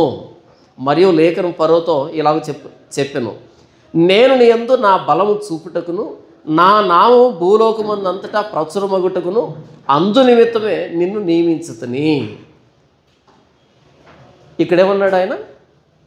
దేవుడు అన్యాయస్తుడా? ఒకరిని వద్దని ఇంకొకరిని సెలెక్ట్ చేసుకుంటున్నాడంటే కాదు. దీన్ని మనం చరిత్రలోకి వెళ్తే లేఖనం ఏం చెప్తుందంటే, నేను ఎవరిని కరుణించాలనుకుంటానో వారిని కరుణిస్తాను, ఎవరి ఎడల జాలి చూపించాలనుకుంటున్నానో వారి ఎడ జాలి చూపిస్తాను అనే లేఖనం 9వ అధ్యాయం 16వ వచనం నిర్గమకాండంలో కనపడుతుంది మనకి. నిర్గమకాండం 9:16లో ఎవరిని కనుకరించాలనుకుంటానో వారిని కనుకరిస్తాను, ఎవరిని జాలి పడాలనుకుంటున్నా వారి మీద జాలి పడతాను. కనికరించడం, కరుణ లేదా జాలి అన్నది దేవుడు మనకు చూపించాల్సినటువంటి బాధ్యత కాదు, ఖచ్చితం కాదు. 5 గంటలు వచ్చిన వాడు నిలవబడి నాకు దేనారం ఇవ్వు అని డిమాండ్ చేసేదానికి లేదు. 3 గంటలు వచ్చినవాడు డిమాండ్ చేసేదానికి లేదు. లేదా ఉదయం వచ్చిన నాకు 2 కావాలని డిమాండ్ చేసేదానికి లేదు. ఎందుకని? మీకు ఏది న్యాయమో అది ఇస్తానని చెప్పాడు. ఆయనకి ఎంత న్యాయమో అంత ఇచ్చాడు. ఊరకే నిలవబడి ఉన్నారు 5 గంటలప్పుడు. 1 గంట మాత్రమే పనిచేసిన దానికి దేనారం ఇవ్వాలనిపించింది ఇచ్చాడు. డిమాండ్ చేయొద్దు. లేదా ఉదయం వచ్చారు, అదేంటండి వాడు 1 గంట పని చేస్తే వాడికి 1 దేనారం ఇచ్చావు, మేము ఇన్ని గంటలు పని చేస్తే 1 దేనారం ఇచ్చాము అని అనొద్దు. ఎందుకంటే నీతో చేయబడినటువంటి అగ్రిమెంట్ అది. వీళ్ళ మీద నాకు జాలి కలిగింది, ఇవ్వాలనిపించింది ఇచ్చాను. వీళ్ళని కనికరించాలనుకున్నాను, కనికరించాను. కనికరించడం అనేది, జాలి పడడం అనేది మనం డిమాండ్ చేసేది కాదు. అదేంటి నన్ను ఎందుకు కనికరించవు? డిమాండ్ కాదు ఇది. ఇది ఉచితం, ఫ్రీ. ఇది కష్టపడి సంపాదించుకునేది కాదు, ఇది ఫ్రీ, ఉచితం. పౌలు ఏం చెప్తున్నాడు అంటే, దేవుడు ఒకరిని సెలెక్ట్ చేసుకొని ఇంకొకరిని వదిలిపెడుతున్నాడు అనగానే ఆయన అన్యాయస్తుడు అనే ఆలోచనకు వస్తారేమో. కాదు. ఇది కరుణ, ఇది జాలి, ఇది సంపాదించింది కాదు, ఇది ఫ్రీగా ఇవ్వబడేది అని చెబుతూ దానికి మరలా లేఖనాన్ని యాడ్ చేస్తూ, నేను ఎవరిని కనికరించాలనుకుంటానో వారిని కనికరిస్తాను, ఎవరి ఎడల జాలి పడాలనుకున్నా వారి ఎడల జాలి పడతాను అని దానికి మరలా లేఖనాన్ని ఏం చెప్తున్నాడు? 9వ అధ్యాయం 16వ వచనం నిర్గమకాండం ఎవరైనా చదివి వినిపించండి. 9వ అధ్యాయం నిర్గమకాండం 16వ వచనం.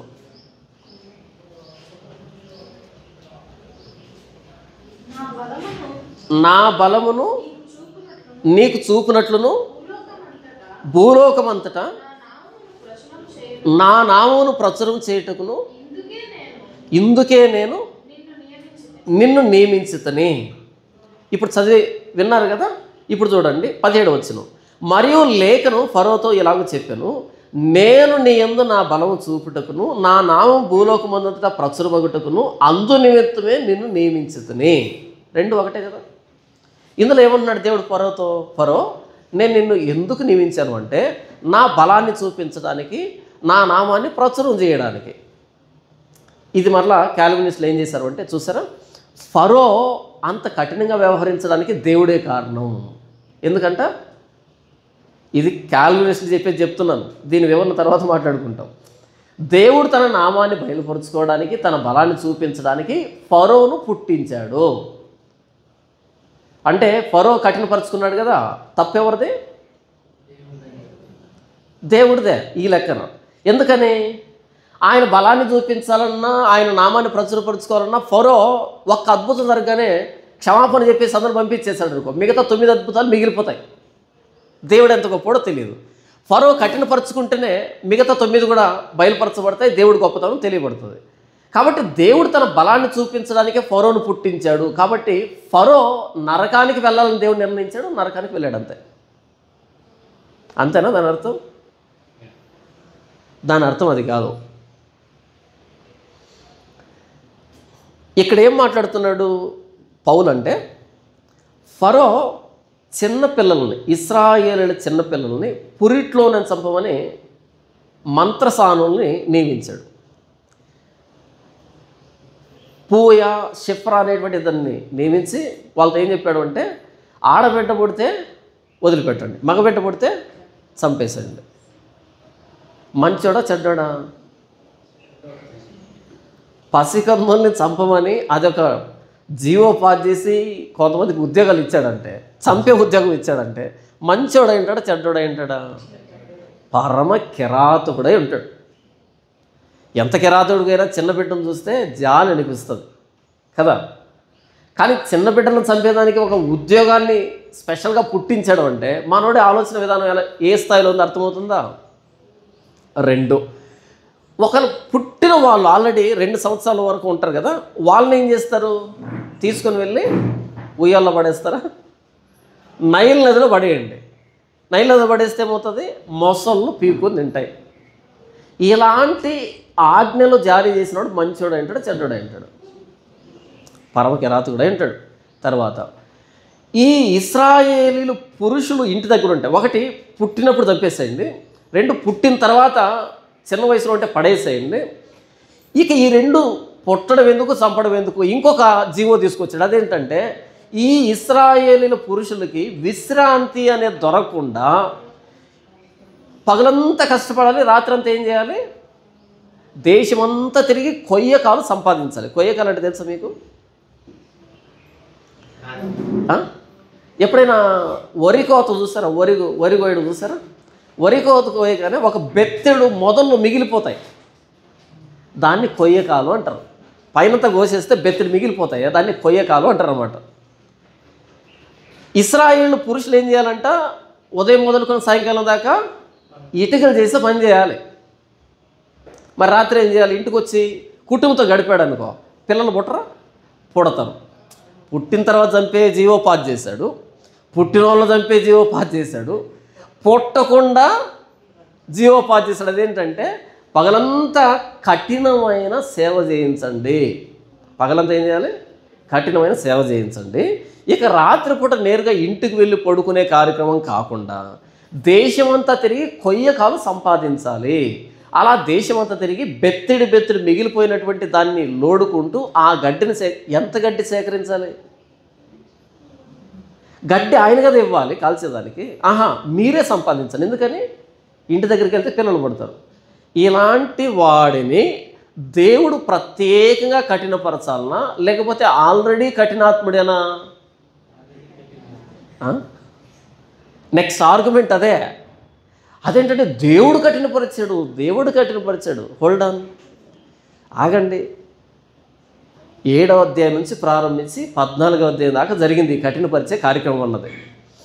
మొదటి 5 సార్లు మనోడు కఠినపరుచుకున్నాడు.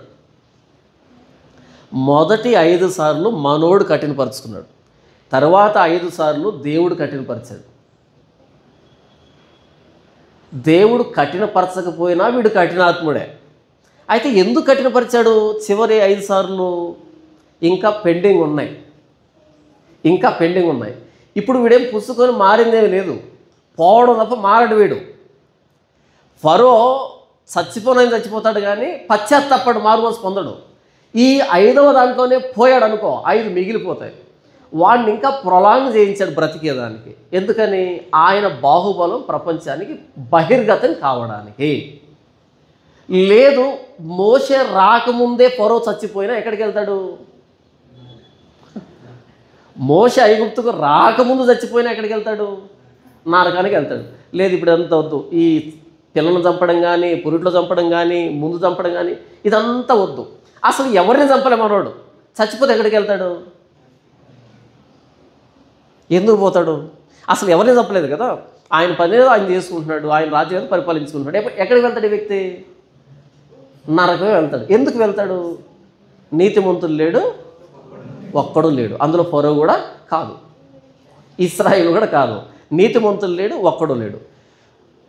ఫరో ఏదో చేశాడు కాబట్టి కఠినాత్ముడు అనేది మనకు అర్థమైంది, దేవుడికి అర్థం కావాల్సిన అక్కర్లేదు. ఎందుకు నేను ఈ 4 ఉదాహరణలు చెప్పాను అంటే మీకు అర్థం కావడానికి ఆయన కఠినాత్ముడు, అంతే తప్ప దేవుడికి అర్థం కావడానికి కాదు. ఇప్పుడు నేను మంచోళ్ళు అంటారా? ఓరకొండన్నా ఇంత మంచి ప్రసంగం చేస్తున్నారు, చాలా మంచోళ్ళు అంటే మీకు మించిన అమాయకులు ఈ ప్రపంచంలో ఉండరు. అర్థమైందా? ఏదో చేశాము, ఏదో చేయలేదు కాబట్టి మనం మంచోళం చెడ్డలం కాదు, బేసిక్గానే పాపులమే. నీతిమంతుడు లేడు, ఒక్కడు లేడు. నేను పాపంలో పుట్టినవాడును, పాపంలోనే నా తల్లి నన్ను గర్భం ధరించును. ఇది ఎంత లోతైన మీనింగ్ అంటే, అదేంటి ప్రభు బచ్చబాతో విచారం చేశానని అంత జుట్టు పట్టుకుంటున్నావు, నేను బేసిక్గా స్టార్టింగ్ నుంచి చెడిపోయినవాడిని, కాకపోతే మొన్న బయటపడ్డాను, అది మీనింగ్. నేను పాపంలో పుట్టిన వాడిని, పాపంలోనే నా తల్లిని గర్భం ధరిసిందంటే పుట్టుకతోనే అలా వచ్చాను నేను. కాకపోతే అది బయటపడడానికి మొన్న ఒక అవకాశం వచ్చిందంతే. ఇది ఒప్పుకోవాలంటే మనం ఏమనుకుంటాం తెలుసా, నేను సిగరెట్ తాగట్లేదు, మందు తాగట్లేదు, నేను వేయట్లేదు, నాకంటే మంచి వాళ్ళు ఉంటారా అనే ఫీలింగ్లో ఉంటాం. నాకు అనిపిస్తుంది నిజంగా, ఎంత దేవుళ్ళు ఎదిగే కొద్ది అనిపిస్తుంది, నాకంటే దరిద్రుడు ఉంటాడు ఈ ప్రపంచంలో అని. ఉండడు, నిజంగానే ఉండడు. మనం ఏదో చేసి మంచిని ఆపాదించుకుంటే మనకు మించిన అమాయకులు ఇంకొకడు ఉండడు. నేను ఎప్పుడు చెప్పే ఒక ఉపమానం చెప్తాను. ఒక త్రాచుపాము ఉంది, 6 అడుగులు త్రాచుపాము ఉంది. ఇంకొక త్రాచుపాము ఉంది, అది కూడా 6 అడుగులు త్రాచుపాము ఉంది. ఇదేమో మొదటి రోజు ఎవడో వచ్చి రాగానే కాటేసింది, వాడు చచ్చిపోయాడు. దీన్ని అందరూ కర్రతో కూడా చంపేశారు. ఇది ఎవరిని కాటేయలే. ఇప్పుడు చెప్పండి, ఈ రెండిట్లో ఏది మంచి త్రాచుపాము? ఒక త్రాచుపాము ఒకరిని కాటేసి చంపేసింది, లేదా ఇద్దరిని కాటేసి చంపేసింది. ఇదేమో ఎవరిని కాటేయలే. ఈ రెండింటిలో ఏది మంచి త్రాచుపాము? దీని దగ్గరికి మనిషి వచ్చాడు కాబట్టి కాటేసింది, దీని దగ్గరికి ఎవరు రాలేదు కాబట్టి మంచి త్రాచుపాము అయింది. అంతేనా? త్రాచుపాము అనగానే మంచి చెడు రెండు క్యాన్సల్. అది త్రాచుపామే. కాటు వేసిన త్రాచుపామే, కాటు వేయకపోయినా త్రాచుపామే. ఎవడు రాలే, ఎవరిని వేస్తుంది కాటు? గాలిని వేస్తుందా? అంతే కదా. ఇప్పుడు నేను లంచగొండినా కాదా తెలియాలంటే నాకు ఒక సెంట్రల్ గవర్నమెంట్ ఉద్యోగం రావాలి. నాకేం లేదు ఇప్పుడు. కాబట్టి జాన్ పాల్ లంచగొండి కాదు. ఇప్పుడు నేను సంతకం పెట్టి ఇవ్వడం ₹1,00,000 ఇస్తాడా? ఇవ్వడు. నా సంతకం ఎందుకు పనికిరాదు. సో జాన్ పాల్ ఎప్పటికీ నిజాయితీపరుడైన వ్యక్తిగానే చచ్చిపోతాడు. అలా కాకుండా నాకు సెంట్రల్ గవర్నమెంట్ ఉద్యోగం ఇచ్చి చూడండి, అప్పుడు తెలుస్తుంది జాన్ పాల్ అంటే ఏంటి అన్నది. అవకాశమే ఇక్కడ మనల్ని నిర్ణయించేది. అవకాశం రాకపోతే అందరూ మంచోళ్ళుగానే ఉంటాం. అవకాశం వస్తే మీరు మొదటి రోజే టఫీ అనొచ్చు, నేను 10వ రోజు టఫీ అనొచ్చు. పడే దాంట్లో చెప్తున్నాను. మొత్తానికి పడ్డం అయితే పక్క, అది మాత్రం తప్పించేది లేదు. ఒక్క యేసు తప్ప నిలవబడింది, ఇంకెవడో నిలవబడేంత సినిమా లేదు ఇక్కడ. ఒకటికి సంవత్సరం పట్టచ్చు, నాన్సి సంవత్సరాలు పడవచ్చు, ఇంకొకడు 2 సంవత్సరాలు పడవచ్చు. మొత్తానికైతే పడతాడు. ఎందుకు పడతాము? మన నాన్నగారు అమ్మగారే పడ్డారు ఏదైనా తోటలో, ఆదాము హవ్వలే పడ్డారు అక్కడ. ఆ పడిన వాళ్ళకు పుట్టాం మనం. నిలవబడతాం ఏంటి? నిలవబడినట్టు నటిస్తాం. పడింది ఎవరికి తెలియదు కాబట్టి. కానీ ఆయనకు తెలియదు అంటావా? తెలుసు. ఇంతకు నేనేం చెప్తున్నాను, ఫరో ఏవో చేశాడు కాబట్టి ఇంత కఠినాత్ముడా అన్నది మనకు అర్థమైంది. ఆయన ఏమీ చేయకపోయినా ఆయన మనసు ఏంటో ఆయనకు తెలుసు. కాబట్టి ఆ కఠినాత్ముడిని తన మహిమ బయలుపరచబడే దానికోసం కొద్ది రోజులు ఆయుష్ పెంచాడు. అది దాని అర్థం. ఫస్ట్ డే చంపినా, 100వ రోజు చంపినా మొత్తానికి మనోడు నాశనమే. ఎందుకంటే మనోడు మంచోడు కాదు. కాకపోతే ఇంక 99 రోజులు కొనసాగించాడు అనుకో, ఇంక బయలుపరచాల్సినటువంటి మహిమలు ఉన్నాయి, అవి బయలుపరచబడతాయి. దేవుడు తన మహిమను ఆపాదించుకుంటాడు. అర్థమైందా? దేవుడు ఫరోని కఠినాత్ముడిగా పుట్టించలే. ఫరో కఠినాత్ముడు కాబట్టి తన మహిమను బయలుపరిచేదానికి వాడుకున్నాడు అంతే. ఓకే, మనం డాక్టర్ని తయారు చేయం, ఆల్రెడీ డాక్టర్ అయిన వ్యక్తిని వాడుకుంటాం. మనం ఇంజనీర్ని తయారు చేయం, ఇంజనీర్ అనే వ్యక్తిని వాడుకుంటాం. మనం మున్సిపాలిటీ వ్యక్తిని తయారు చేయం, మున్సిపాలిటీలో పనిచేసే వ్యక్తిని వాడుకుంటాం. దేవుడు ఫరోను కఠినాత్ముడిగా పుట్టించలే, వాడు కఠినాత్ముడు కాబట్టి వాడుకున్నాడు. అంటే కొద్ది రోజులు ఆయుష్ పొడిగించాడు అని అర్థం. దేవుడు అన్యాయిస్తాడా? దేవుడు ఎవరినైనా చెడ్డలుగా పుట్టించాడా? పోనీ మంచాలుగా పుట్టించాడా? మనం ఆదాము స్వభావంలో పుడుతున్నాం అంతే. ఇప్పుడు చెప్పు, అందులో ఇస్సాకు ఉన్నాడా? ఇష్మాయిల్ ఉన్నాడు. ఇద్దరు మంచోళ్ళ? ఇస్సాకు మంచోడని ఏర్పాటు చేసుకోవాలా, ఇష్మాయిల్ చెడ్డోడని వదిలిపెట్టాలా? ఇద్దరు అదే జాతి. వీళ్ళిద్దరు కన్నా నాన్న అబ్రహామే అబద్ధీకుడు, అవునా కదా? అబద్ధీకుడు. అయితే దేవుడు ఏర్పాటు చేసిన కొన్ని సందర్భాల్లో విశ్వాస వీరుడయ్యాడు, కొన్ని సందర్భాల్లో. ఓవరాల్ లైఫ్ ఎలాగుంది? ఇబ్బందిగానే ఉంది చూడడానికి. నీ మూలపితరుడు పాపం చేసిన వాడే, నీ మధ్యవర్తులు నా మీద తిరుగుబాటు చేసిన వారే అంటాడు యెషయా గ్రంథంలో. అర్థం ఏంటి? మధ్యలో వచ్చి ఇప్పుడు మంచోడిని ఎలా అంటావు? మూలపితరుడు పాపం చేసినాడే, నీ మధ్యవర్తులు పాపం చేసిన వాళ్ళే, నువ్వెలా మంచోడు అవుతావు అంటాడు ఆయన. కాబట్టి నేనే నా చిత్తానుసారంగా నీ అతిక్రమాలు తుడిచిపెట్టాలి తప్ప నేను చాలా మంచోడిని కాబట్టి తుడిచిపెట్టని డిమాండ్ చేసే అంత సినిమాలు ఇది ఇక్కడ అంటున్నాడు ఆయన. ఓకే, సో ఇస్సాకు అదే భ్రష్టత్వము, ఇష్మాయిల్ అదే భ్రష్టత్వం. దేవుడు ఇస్సాకుని ఏర్పాటు చేస్తున్నాడు. అన్యాయస్తుడయ్యాడా? కాదు, ఆయన ఏర్పాటు చేసుకోవాలనుకున్నాడు, ఏర్పాటు చేస్తున్నాడు. యాకోబు అదే స్వభావము, ఏశావు అదే స్వభావం. మనం చదువుతున్నప్పుడు ఒక విధంగా ఏశావు మంచోడేమో అనిపిస్తుంది లైట్గా. ఒకవేళ నాకు ఓటు ఇస్తే కనుక ఎవరికి వేస్తా అంటే నేను ఏశావుకి వేస్తాను, ఎందుకంటే కొంచెం మంచోడుగా బిహేవ్ చేస్తాడు. యాకోబు ఆ రేంజ్లో మోసం చేస్తూ ఉంటాడు. కానీ దేవుడు యాకోబుని ఏర్పాటు చేస్తున్నాడు. అన్యాయస్తుడయ్యాడా? కరుణ, జాలి, కృప అన్నది ఆయన ఉచితంగా ఇచ్చేవే తప్ప డిమాండ్ చేసి నాకెందుకు ఇవ్వు, ఆ వ్యక్తికి ఎందుకు ఇచ్చావు అని డిమాండ్ చేసే విషయాలు కాదు. ఓకే, ఇప్పుడు ఆర్గ్యుమెంట్ చదువుదాం చూడండి. 16వ వచనం. కాగా పొందగోరు వాని వలనైనను ప్రయాసపడు వాని వలనైనను కాదు కానీ కరుణించు దేవుని వలననే అగును. ప్రయాసపడేవాడు కానీ పొందగోరు వాడే కానీ వాడు ప్రయాసపడ్డాడు కాబట్టి పొందాలనుకున్నాడు కాబట్టి ఇచ్చేది కాదు కరుణ అంటే. కరుణించే ఆయనకు ఇవ్వాలనిపిస్తే ఇస్తాడు అని చెప్పి వచనాన్ని కోట్ చేస్తున్నాడు. మరియు లేఖనం ఫరోతో ఇలాగ చెప్పాను. ఏమని చెప్పింది? నేను నీ యందు నా బలము చూపుటకును నా నామం భూలోకమంతటా ప్రచురమగుటకును అందు నిమిత్తమే నిన్ను నియమించితని, పుట్టించితని కాదు, నియమించితని. నియమించడం అంటే అపాయింట్ చేస్తున్నాడు. అపాయింట్మెంట్కి క్రియేషన్కి పుట్టించడానికి తేడా ఉందా లేదా?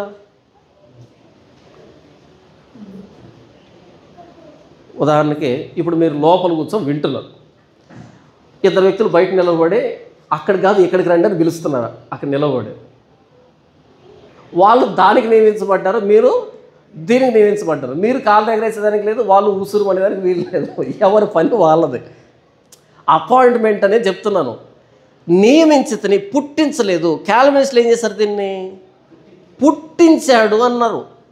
కాదు. తర్వాత ఇప్పుడు దేవుడు నియమించుకోవడంలో తప్పేమైనా చేశాడా? ఆయన నియమించకపోయినా ఆ వ్యక్తి నాశనానికే, ఆ వ్యక్తి స్వభావం అది. తర్వాత 18వ వచనం. కావున కాబట్టి ఆయన ఎవరిని కనికరింపగోరునో వానిని కనికరించును, ఎవరిని కఠినపరచగోరునో వానిని కఠినపరచును. అమ్మో, కఠినపరిచేశాడంట. ఎవరిని కనుకరించాలనుకుంటాడో వాడిని కనికరిస్తాడంట, ఎవరిని కఠినపరచాలనుకుంటాడో వారిని కఠినపరుస్తాడంట. ఇప్పుడు చెప్పు, ఫరోను దేవుడు కఠినపరిచాడు 9వ అధ్యాయంలో. 7వ అధ్యాయంలో ఆయనే కఠినపరుచుకున్నాడు. 7వ అధ్యాయం 8లో ఆయనే కఠినపరుచుకున్నాడు. 4వ అధ్యాయం నుంచి ఆయన కఠినపరుచుకున్నాడు. ఇప్పుడు 9వ అధ్యాయంలో దేవుడు కఠినపరిచాడు. కఠినాత్ముని కఠినపరచడం అంటే వాడికి లేనటువంటి దుర్మార్గాన్ని ఆపాదించడం కాదు, ఇంకొద్ది రోజులు బ్రతికించాడు అంతే. ఆ రోజు చనిపోయినా నాశనానికి వెళ్తాడు, 100 రోజుల తర్వాత చనిపోయినా నాశనానికి వెళ్తాడు. ఈ మధ్యలో జరగాల్సిన పనులు చాలా ఉంటాయి. మనం కూడా పాపాలు చేసేటప్పుడు అలా బ్రతుకుతుంటాం. మనం అనుకుంటాం అరే దేవుడు బ్రతికిస్తున్నాడు. కాదు కాదు, ఏవో కొన్ని పనులు ఉన్నాయి కాబట్టి అవకాశం ఇస్తున్నాడు. మోసపోవద్దు. దుష్క్రియకు తగిన శిక్ష శీఘ్రముగా కలుగకపోవుట చూచి మనుషులు భయం విడిచి హృదయపూర్వకంగా పాపం చేయుదురు, దుర్మార్గ పనులు చేయుదురు అని ప్రసంగి మాట్లాడతాడు 8:11లో. దుష్క్రియకు తగిన శిక్ష శీఘ్రంగా రాలేదంటే కాలు రెగరేమని కాదు, ఇంకొంచెం ఆయనకు టైం కావాలి. నీ వల్ల కొన్ని పనులు ఉన్నాయి, మంచోడు అయినా చెడ్డోడు అయినా, అది ఆయన మయంపరుచుకునేదానికో ఆయన బలాన్ని చూపించేదానికో ఆయన రీజన్స్ ఆయనకు ఉన్నాయి. ఇది మనం తెలియక మనమే అనుకుంటున్నాం, నేను ఇంకా ఉన్నాను కదా, కొనసాగుతున్నాను కదా అని అనుకుంటున్నాం. కాదు, ఫరోను దేవుడు స్పేర్ చేసింది దేనికంటే తన మహిమను బయలుపరచడానికి, అంతే. ఓకే, పాయింట్ అర్థమైందా? ఇప్పుడు చూద్దాం. దేవుడు ఇప్పుడు కఠినపరిచాడు అంటే అన్యాయస్తుడని కాదు, కఠినాత్ముడని కాదు, నియంత అని కాదు. ఎందుకంటే మనం బైబిల్ చదువుతూ ఉన్నప్పుడు దేవుడు కఠినపరిచాడు అనగానే ఇక్కడే నిలవబడి ఆలోచిస్తే అపార్థం అవుతుంది. మొత్తం బైబిల్ అంతటిని చదివితే మానవ జాతిని సృష్టించిన తండ్రి ఆయనే. పరలోకమందున మా తండ్రి, ఆయన తండ్రి. తండ్రి ఎందుకు కుమారుని కఠినపరుస్తాడు? ఆయన తండ్రి. తర్వాత ఆయన ప్రేమస్వరూపి, దేవుడు ప్రేమ అయి ఉన్నాడు. ప్రేమామయుడైన దేవుడు ఎందుకని నిష్కారణంగా కఠినపరుస్తాడు? నంబర్ 3, ఆయన న్యాయస్థుడు. దేవుడు ఎవరు? న్యాయస్థుడు. ఆయన ఎందుకు అన్యాయంగా ఒక వ్యక్తిని కఠినపరుస్తాడు? జడ్జి ఒక వ్యక్తికి సాక్ష్యాధారాలు పరిశీలించిన మీదట ఈ వ్యక్తికి ఉరి శిక్ష అమలు చేయడం జరిగింది అని వ్రాసాడు అనుకో, దుర్మార్గుడైన జడ్జి అవుతాడా? అదే కోర్టులో అదే సెషన్లో ఇంకో వ్యక్తికి క్షమాభిక్ష ప్రసాదిస్తున్నాము లేకపోతే రిలీజ్ చేస్తున్నాము నిర్దోషిగా అంటే మంచోడు అయిపోతాడా? న్యాయం అనే దగ్గర మంచి చెడు ఉండవు. న్యాయం అన్యాయం ఉంటుంది. వీడు చేసిన దానికి వీడికి శిక్ష, వాడు చేసిన దానికి వాడికి శిక్ష. అంతేగాని జడ్జి మీద పగ పెట్టుకోకూడదు. మా అన్నకి ఉరి శిక్ష విధిస్తామని ఇంటికి వెళ్ళకూడదు. సాయంకాలం వెళ్ళొచ్చా? వెళ్ళకూడదు. లేకపోతే మా అన్నను రిలీజ్ చేశారు సార్ అని సాయంకాలం డబ్బు పట్టుకుని వెళ్ళకూడదు. అది ఆయన వ్యక్తిగతంగా చేసింది కాదు, ఆయన న్యాయాన్ని బట్టి ఇచ్చినటువంటి తీర్పు అది. అలాగే దేవుడు న్యాయవంతుడు అన్నప్పుడు ఆయన న్యాయాన్ని బట్టి ప్రవర్తిస్తాడు. ఆయన స్వభావానికి వ్యతిరేకంగా ఆయన ఏమీ చెయ్యడు. ఆయన తండ్రి, ఆయన ప్రేమస్వరూపి, ఆయన న్యాయవంతుడు, ఆయన పరిశుద్ధుడు. తన పరిశుద్ధతకు వ్యతిరేకంగా ఆయన దేన్ని చెయ్యడు. ఈ లక్షణాలన్నీ మనసులో పెట్టుకొని దీన్ని చదవాలి. ఆయన కఠినపరచడాన్ని కానీ అమ్మో కఠినపరిచేసాడా కాదు కాదు కాదు, ఈ లక్షణాలు అన్నింటికి లోబడే పనిచేస్తాడు ఆయన. ఇప్పుడు ఆయన కఠినపరిచాడు అంటే అందులో న్యాయం ఉందా? న్యాయం ఉందా లేదా? న్యాయం ఉంది. ఆయన కఠినపరిచాడు అంటే అందులో ప్రేమ ఉందా? ఉంది. ఆయన కఠినపరిచాడంటే అందులో పరిశుద్ధత ఉందా? ఉంది. ఆయన కఠినపరిచాడంటే ఆయన తండ్రి స్వభావం మీరాడా? మీరలే. ఆయన నియంత ఇంకా తండ్రి. కాల్వినిస్టులు ఏం చేస్తారు అంటే దేవుణ్ణి ఒక ఉన్మాదిగా, ఒక నియంతగా, డిక్టేటర్గా చూపించే ప్రయత్నం చేశారు. తప్పదే. బైబిల్ చదివేటప్పుడు ఒక్క దగ్గర ఆగి మొత్తం అంతటికి అదే కోటింగ్ వేయకూడదు.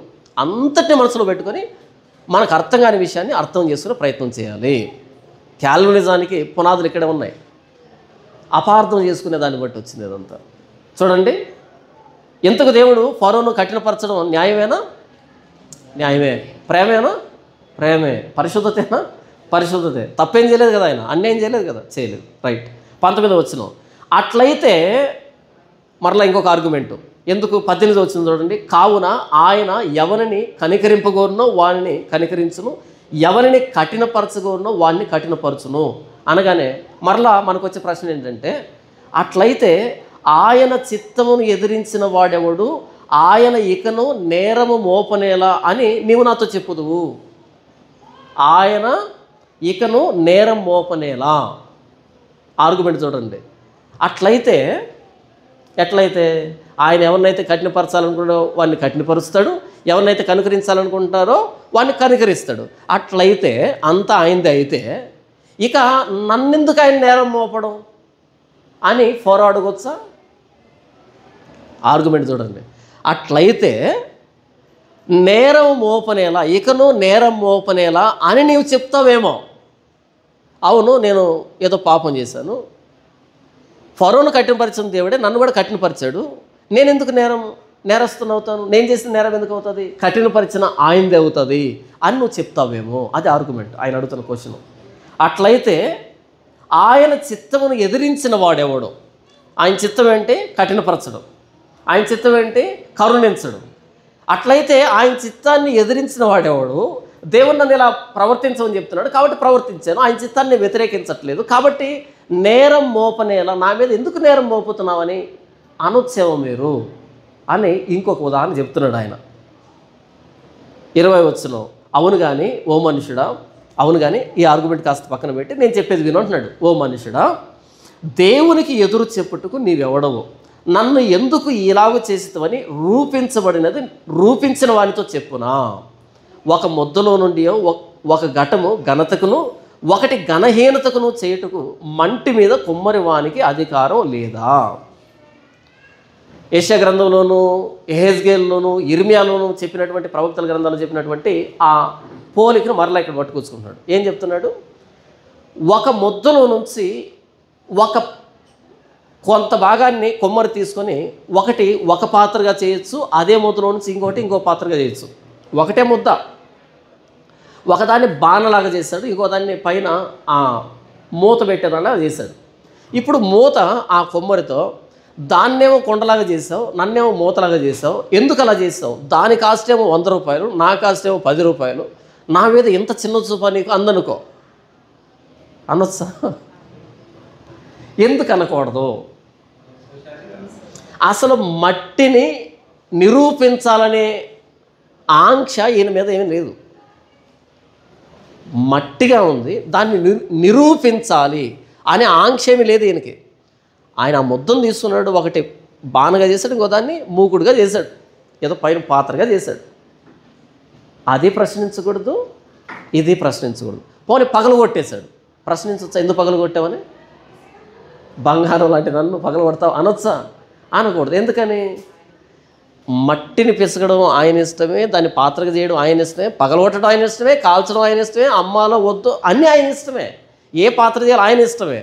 అవును కానీ ఓ మనుషుడా, దేవునికి ఎదురు చెప్పుటకు 20 వచనం, అవును కానీ ఓ మనుషుడా, దేవునికి ఎదురు చెప్పుటకు నీవెవడవో, నన్ను ఎందుకు ఇలాగూ చేస్తావని రూపించబడినది రూపించిన వానితో చెప్పునా. చెప్తుందా అంటే చెప్పదు. దానికి ఆ హక్కు లేదు. ఆయన రూపించేంత వరకు దానికి ఆ రూపమే లేదు.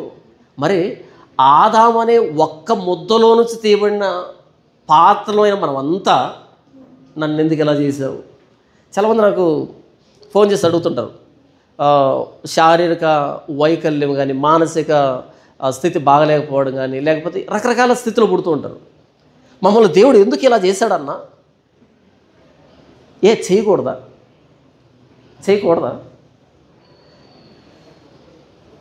దేవుడు ఒక్కొక్కరిని ఒక్కో విధానంలో నిర్మించుకున్నాడు ఆయన. అది ఆయన ఇష్టం. ఇప్పుడు తల్లి బిడ్డల్ని సాయంకాలం ఉదయం పూట స్నానం చేయించి వాళ్ళకి పౌడర్ రాసి బొట్టు పెట్టి పూలు పెట్టి ఏంటంటే చేస్తుంది కదా. ఇదంతా ఇష్టంతో చేస్తుందా, అయిష్టంతో చేస్తుందా? చాలా ప్రేమగా చేస్తుంది. అలా ఉండాలి బిడ్డ అనుకుంటుంది కదా. ఇప్పుడు నన్ను దేవుడు ఇలా చేశాడు అంటే ఇష్టంగా చేస్తుంటాడా, అయిష్టంగా చేస్తుంటాడా? ఇప్పుడు నాకు ఇక్కడ వెంట్రుకలు ఇలా ముఖం మీద పడుతున్నాయి అనుకో, చేసింది ఆయనే. బట్టతలు వచ్చిందనుకో, చేసింది ఆయనే. నేను అనుకుంటాను, ఓహో ఈ డిజైన్ ఇలా నన్ను చూడాలనుకున్నాడు కాబట్టి ఇలా చేశాను. నా ముక్కు ఇలా ఉంది కదా, ఆయనకు అది ఇష్టమైంది నాకు అలా పెట్టాడు. లేదా ముక్కు ఇలా చిన్నగా వంగిపోయింది అనుకో, ఆయనకు అలా ఇష్టమైంది పెట్టాడు, అంతే. నేను పక్కనోడు ముక్కుతో కంపేర్ చేసుకొని డిసప్పాయింట్ కావద్దు, నా ముక్కునే చూసుకోవాలంతే. మనం ఎప్పుడు డిసప్పాయింట్మెంట్ అవుతాం? కంపేర్ చేసుకున్నప్పుడు, అంతేనా? నన్ను ఇలా చేయాలనుకున్నాడు, అలాగే చేశాడు. ఆయనకు ఇలా ఇష్టమైనా ఇలాగే ఉన్నాను. పక్కన అలా చేయాలనుకున్నాడు, అలా చేశాడు. నేను వెళ్ళి వాడుతూ చూసుకొని వీడేంటి ఇంత ఎత్తున్నాడు, ఇంతలా ఉన్నాడు, వాడిని అలా చేశాడు, నిన్ను ఇలా చేశాడు, ఎందుకు కంపేర్ చేసుకుంటున్నావు? చేసుకోవచ్చా? ఒక ముద్దలో నుంచి ఒక పాత్రను చేస్తాడు, ఇంకొక పాత్రను చేస్తాడు, ఇంకొక పాత్రను చేస్తాడు. చేసినోడు ఇష్టం. ఆయన ఏ ఉద్దేశంతో చేశాడో అది గుర్తించినప్పుడు బాగుంటుంది. కానీ ఉద్దేశాన్ని పక్కన పెట్టి పోల్చుకుంటూ ఉంటే చాలా కష్టం, బాగోదు. నేను ఒకసారి ఒక పెళ్ళికి వెళ్ళాను, మా బంధువుల పెళ్ళికి వెళ్ళాను. చాలా సంవత్సరాలు అయింది. చాలా సంవత్సరాల తర్వాత పెళ్ళికి వెళ్ళగానే ఒక అమ్మాయి అక్కడక్కడ తిరుగుతుంది. ముందు వైపు కనిపించట్లేదు, తను వెనక నుంచి చూశాను. ఎవరు తను? పెళ్ళిలో తిరుగుతుంది. అందరూ తెలుసు నాకు, బంధువులు అందరూ తెలుసు నాకు, ఎవరు తను అని అనుకొని పిలిచాను. పిలిస్తే ఆ పాప ఇలా తిరగగానే ముఖం ఎలాగుందంటే మొత్తం ఇలా మనం ఇలా మడిస్తే ఎలాగుంటుంది ముఖం, ఇలా ఇలా ఇలా ఇలా ఉంది. అలా పుట్టింది తను.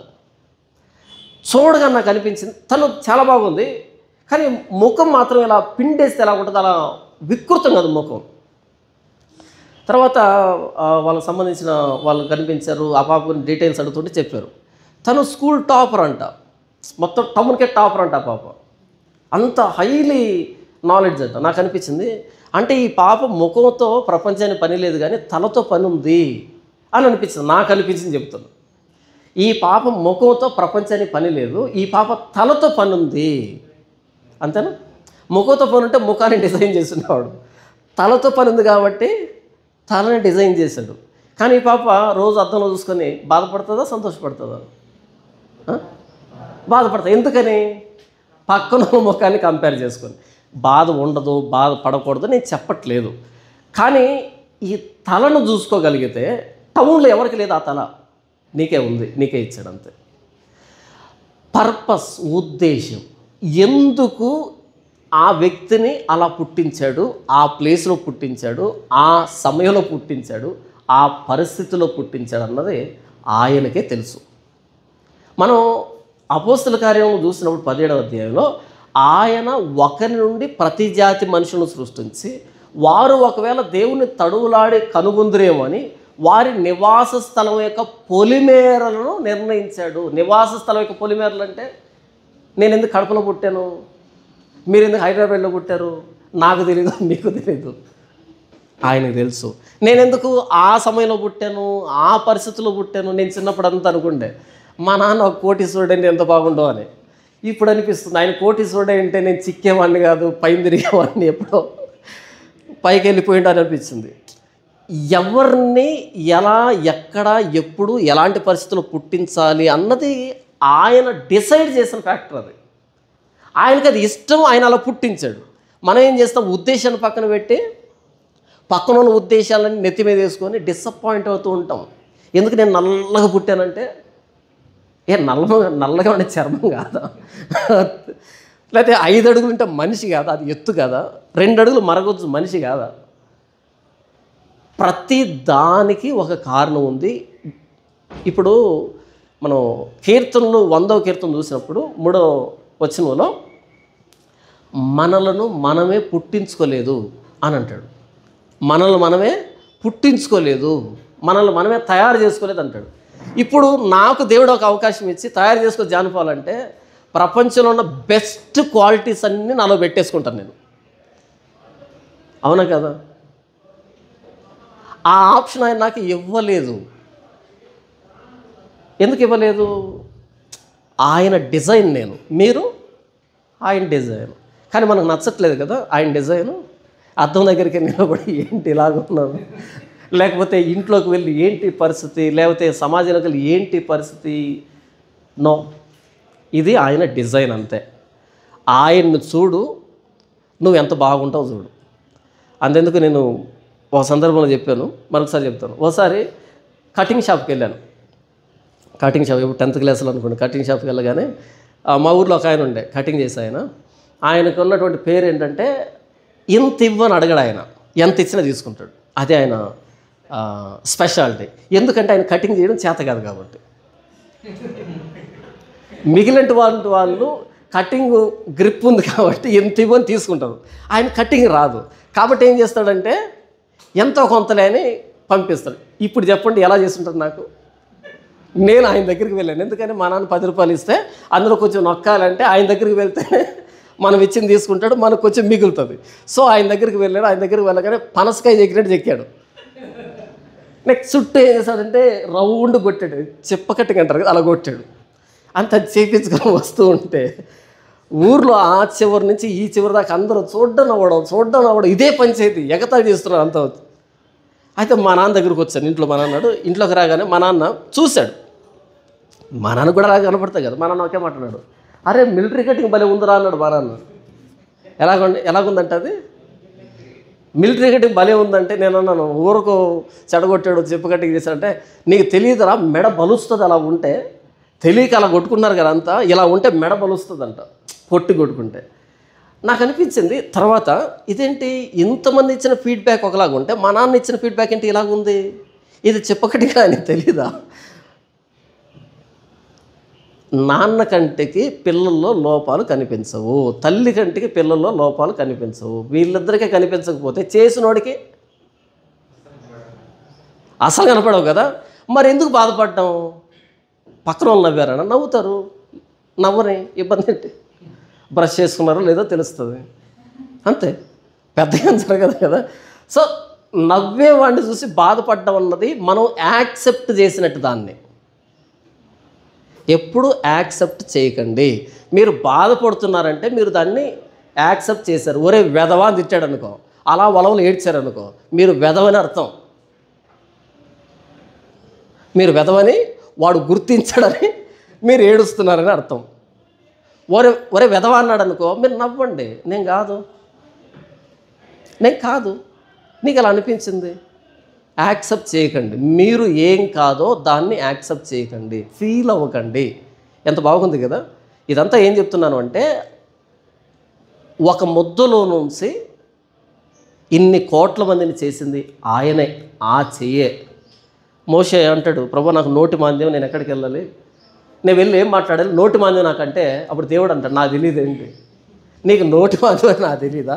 మోగవాడిని కానీ, గుడ్డివాడిని కానీ, కుంటివాడిని కానీ, గూనివాడిని కానీ చేసింది నేను కాదా? 4వ అధ్యాయంలో మనకు కనపడుతుంది. అంటే మోషే చెప్పాలన్నా నాకు నోటి మాంద్యం అని తెలీదు ఆయనకి. సో లోపాలు ఆయన చెప్పకండి, చేసింది ఆయనే. నోటి మాంద్యం కలిగిన వాడిని 40 సంవత్సరాలు తిరుగులేని నాయకుడిగా ఏర్పాటు చేసుకుంటాడు అలా. ఇంకొక ఆయన ఉన్నాడు అహరోను, భలే మాట్లాడతాడు. ఆయన ఏర్పాటు చేసుకోలే, మోషేని ఏర్పాటు చేసుకుని, మోషే నువ్వు నత్తినెత్తిగా ఈయనతో మాట్లాడితే ఈయన చాలా ఫ్లూయెంట్గా మాట్లాడతాడు ఇశ్రాయేలీయులతో. మోషేను అహరోనుకు దేవుడిగా నిర్ణయించి అహరోన్ని మోషేకు ప్రవక్తగా ఏర్పాటు చేసుకున్నాడు. కాబట్టి మన స్పెషల్ టాలెంట్తో ఆయన ప్రణాళికలో లేం మనం. ఇప్పుడు నేను స్పెషల్ టాలెంట్ ఉంది నాకు, కాబట్టి దేవుడు నన్ను ఏర్పాటు చేస్తున్నాడు, మీకు టాలెంట్ లేదు, మనం ఏర్పాటు చేసుకోలేదు. సారీ, ఆయన ఏర్పాటు చేస్తున్నాడు కాబట్టే జరుగుతుంది తప్ప మన టాలెంట్ బట్టి ఏమీ జరగదు. ఇప్పుడు చూడండి, ఒక ముద్దలో నుంచి ఒక పాత్ర చేశాడు, అదే ముద్దలో నుంచి ఇంకో పాత్ర చేశాడు. కాబట్టి చేయబడినటువంటి పాత్ర చేసినటువంటి కుమ్మరిని నన్ను ఎందుకు ఇలా చేసావని అడగొచ్చా? అడిగితే పగలగొడతాడు. అడగొచ్చా? ఎందుకన్నా నాకు ఈ పేదరికం, నీకు తెలియదు, పేకాటాడింది ఎవరు నువ్వు కాదా, తాగింది ఎవరు నువ్వు కాదా, తిరిగింది నువ్వు కాదా, మరలా ఏమీ తెలియని సొత్తుపూస లెక్క నన్ను ఎందుకు దేవుడు పేదరికంలో పుట్టించాడు? మీ నాన్న అడుగు ఒకసారి ఏం చేశాడు, ఆయన చెప్తాడు ఎందుకు పేదరికం. అంటే మనకి ఏమీ తెలియనట్టు సమస్య రాగానే ఎందుకు దేవుడు ఇలా చేశాడు, నేను ఎప్పుడు దేవుడిని ఎందుకు ఇలా చేశాను అడుగును. ఎందుకంటే నాకు చాలా క్లారిటీగా తెలుసు నేనేం చేశాను అన్నది. మా నాన్న ఏం చేశాడు తెలుసు, నేనేం చేశాను తెలుసు. కాబట్టి మాకేది న్యాయమే.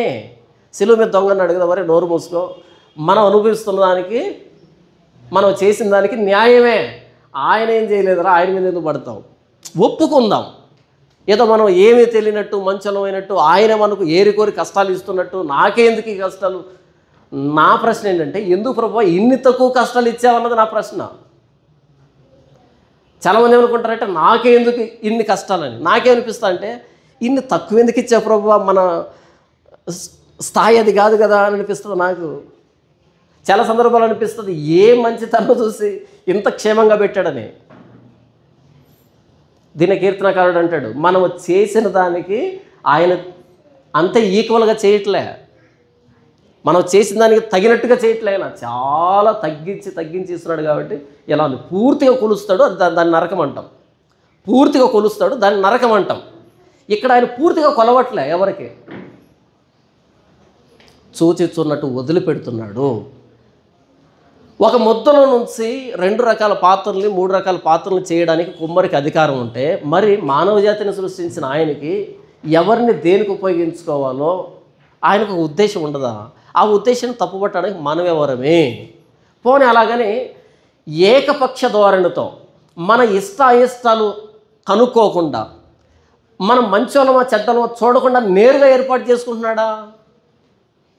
ఇంకొకసారి ఎవరిని ఏ పనికి ఆయన వాడుకోవాలో ఆయనకు హక్కు ఉంది అన్నప్పుడు, ఆ వాడుకుంటున్న వ్యక్తి, ఉదాహరణ నన్నే వాడుకుంటున్నాడు అనుకోండి, ఇప్పుడు ఆయన నన్ను వాడుకునేటప్పుడు వీడు మంచోడా చెడ్డోడా అని ఆలోచించకుండా, లేదు నేను ఏర్పాటు చేసుకున్నా అని తీసుకుంటాడా? లేకపోతే అవి కూడా పట్టించుకుంటాడా? చెప్పండి. దానికే నేను చెప్పాను, ఆయన ప్రేమ స్వరూపి, ఆయన న్యాయవంతుడు, ఆయన పరిశుద్ధుడు, ఆయన తండ్రి. ఆయన నిర్మాణకుడు. ఇవన్నీ కలగలిపే ఒక తీర్మానం జరుగుతుంది ఆయన. ఇప్పుడు చెప్పండి, నన్ను ఆయన ఏర్పాటు చేసుకోవాలనుకున్నాడు, నన్ను కఠినపరచాలనుకున్నాడు. నేను ఆయన మీద ఎంత ఆధారపడినా, ఎంత ఆయనకు లోబడి బ్రతికినా అవేం పట్టించుకోకుండా, లేదు నా ఇష్టమని కఠినపరుస్తాడా, లేకపోతే ఇవన్నీ కన్సిడర్ చేసే నన్ను కఠినపరుస్తాడా, లేకపోతే కనికరిస్తాడా? ఇవన్నీ పట్టించుకొనే కనికరించడము, కఠినపరచడము చేస్తాడు. ఎందుకంటే ఇవి పట్టించుకోకపోతే ఆయన కాకుండా పోతాడు. ఆయన పరిశుద్ధుడు కాకుండా పోతాడు, న్యాయవంతుడు కాకుండా పోతాడు, ప్రేమాస్వరూపుడు కాకుండా పోతాడు, ఆయన నిర్మాణకుడు కాకుండా, తండ్రి కాకుండా పోతాడు. ఆయన స్వభావాన్ని ఆయన వ్యతిరేకించినట్టు. కాబట్టి దేవుడు ఎప్పుడు కూడా ఏకపక్ష ధోరణిలో నియంతలాగా ప్రవర్తించడు. మనం దానికి డిజర్వ్ అయితేనే, అర్హులమైతేనే దానికి వాడుకుంటాడు. అయితే ఇదంతా నాకు తెలియదు కాబట్టి నాకు అది అన్యాయంగా అనిపించవచ్చు.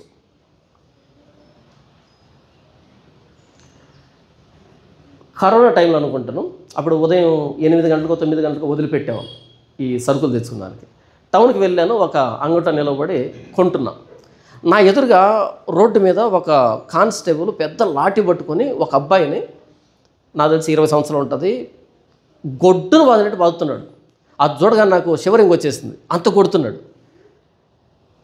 అన్న చూడన్నా ఎలా కొడుతున్నాడు అనేటట్టుగా నేనంటే, ఈయన అన్నాడు తాపీగా, అసలు ఈయన పట్టించుకునే లేదు అలా కొడుతూ ఉంటే. ఎందుకంటే అక్కడే ఉంటారు కదా రోజు, జరిగే తమాషాలని చూస్తున్నాడు. నేను కొత్తగా వెళ్ళాను, ఆ రోజు వెళ్ళాను, జరుగుతుంది. ఆయన తాపీగా ఏమన్నాడంటే, కొడుతున్నాడు కాదు, ఎందుకు కొడుతున్నాడో నీకేమైనా తెలుసా అన్నాడు. తెలీదు అన్న. మరి ఎందుకు భయపడతావు?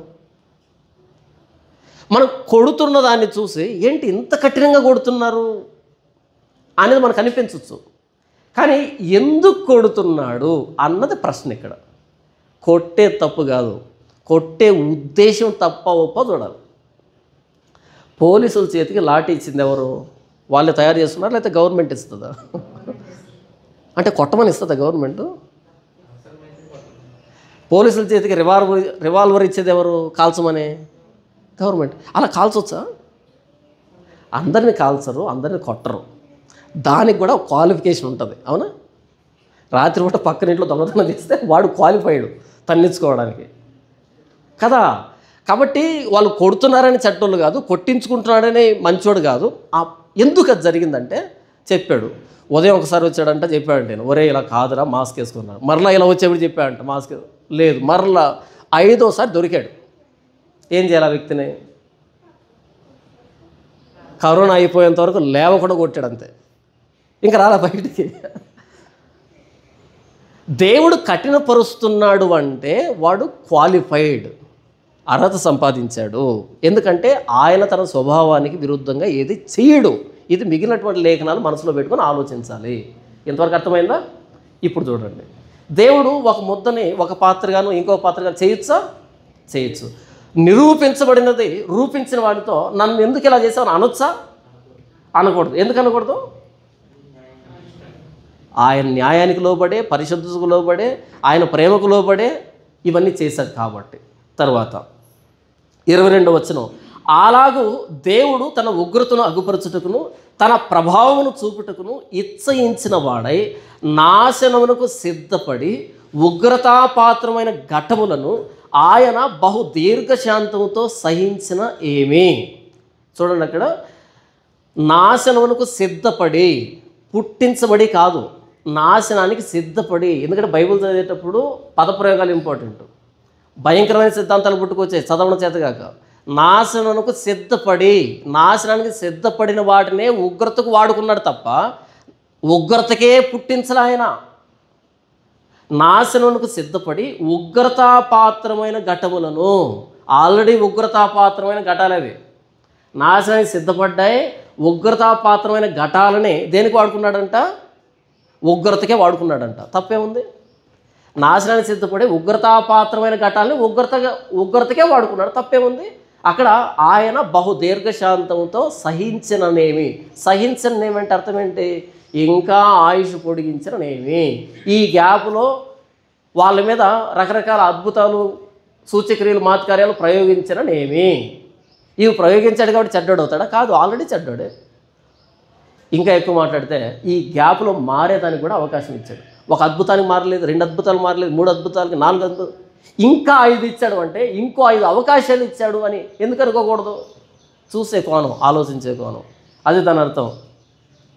23వ వచనం, మరియు మహిమ పొందుటకు ఆయన ముందుగా సిద్ధపరిచిన కరుణాపాత్ర ఘటముల ఎడల, మహిమ పొందడానికి కరుణాపాత్ర ఘటముల అంటే కనికరించడానికి, అనగా యూదుల్లో నుండి మాత్రము కాక అన్ని జనుల్లో నుండి ఆయన పిలిచిన మన ఎడల తన మహిమైశ్వర్యము కనపరచవలసి ఉన్న ఏమి, ముందుగా పిలిచిన మన ఎడల కనికరాన్ని, ఐశ్వర్యాన్ని కుమ్మరించాడంట, మనల్ని కనుకరించాడు. ఇక్కడ మనం కూర్చొని ఇప్పుడు వాక్యం వింటున్నాం, యేసుప్రభువు నమ్ముకున్నాం, క్రైస్తవులుగా ఈ లోకం నుంచి వేరు చేయబడ్డాం.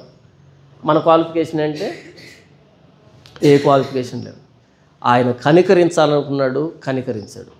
మిగతా వాళ్ళు నమ్మలేదే. అందరినీ జుట్టు పట్టుకొని లాగడం ఆయన ఉద్దేశం కాదు.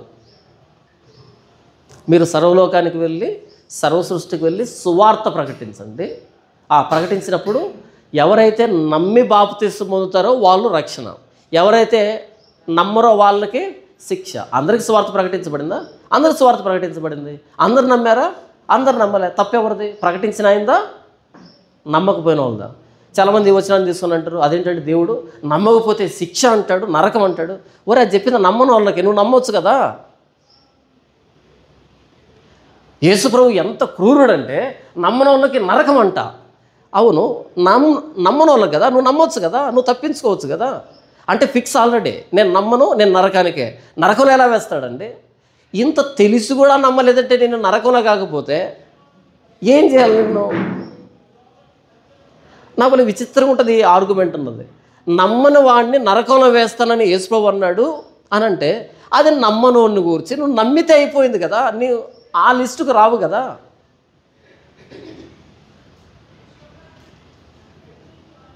అంటే మేము నమ్మము, మేము నరకానికే, కాబట్టి దేవుడు చెడ్డోడు.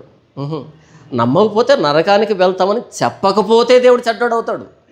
ఆ చెట్టు ఫలాలు తింటే చస్తారని చెప్పకుండా తింటే శిక్షిస్తే చెడ్డోడు అవుతాడు. చెప్పాడు, దాని అడ్రస్ చెప్పాడు, దాని దగ్గరికి వెళ్ళి తింటే ఏమవుతుందో అన్నీ చెప్పాడు. చెప్పిన తర్వాత వెళ్ళి తిని అసలు దేవుడు చెట్టు ఎందుకు వేసాడండి? ఇదో ప్రశ్న. ఇంట్లో కుక్క ఉంది జాగ్రత్తగా బోర్డు పెట్టకపోతే లోపలికి వెళ్ళి పీకించుకుంటే అప్పుడు చెడ్డ, అప్పుడు ఆ యజమానులు మనం తప్పు పట్టచ్చు. ఎందుకంటే బోర్డు పెట్టారు లోపల కుక్క ఉంది చాలా జాగ్రత్తగా ఉన్నాడంటే, లోపల దుమ్మికాం అది పీకింది, ఎక్కడ పడితే అక్కడ పీకింది. ఇప్పుడు వాళ్ళ చెడ్డోళ్ళు ఎందుకు అవుతారు? యేసు ప్రభువుని నమ్మకపోతే నరకమే, నువ్వు ఎంత మొత్తుకున్నా నరకమే. ఇందులో ఇంకొక ఒపీనియన్ లేదు. నిర్ద్వందంగా ముమ్మాటికి నిత్య నాశనమే, నిత్య నరకమే. ఏ కులమైనా, ఏ ప్రాంతమైనా, ఏ మతమైనా, వాడు ఎవడైనా సరే నరకమే. బ్రతికినాడైనా చచ్చినాడు అందరూ నరకమే. బైబిల్ ఏం చెప్తుందంటే, శుభవార్త ఏంటంటే నమ్మితే రక్షణ అని చెప్పినప్పుడు నమ్ము. ఏం పోయింది? నమ్మవు. నమ్మితే జీవితం మార్చుకోవాలి.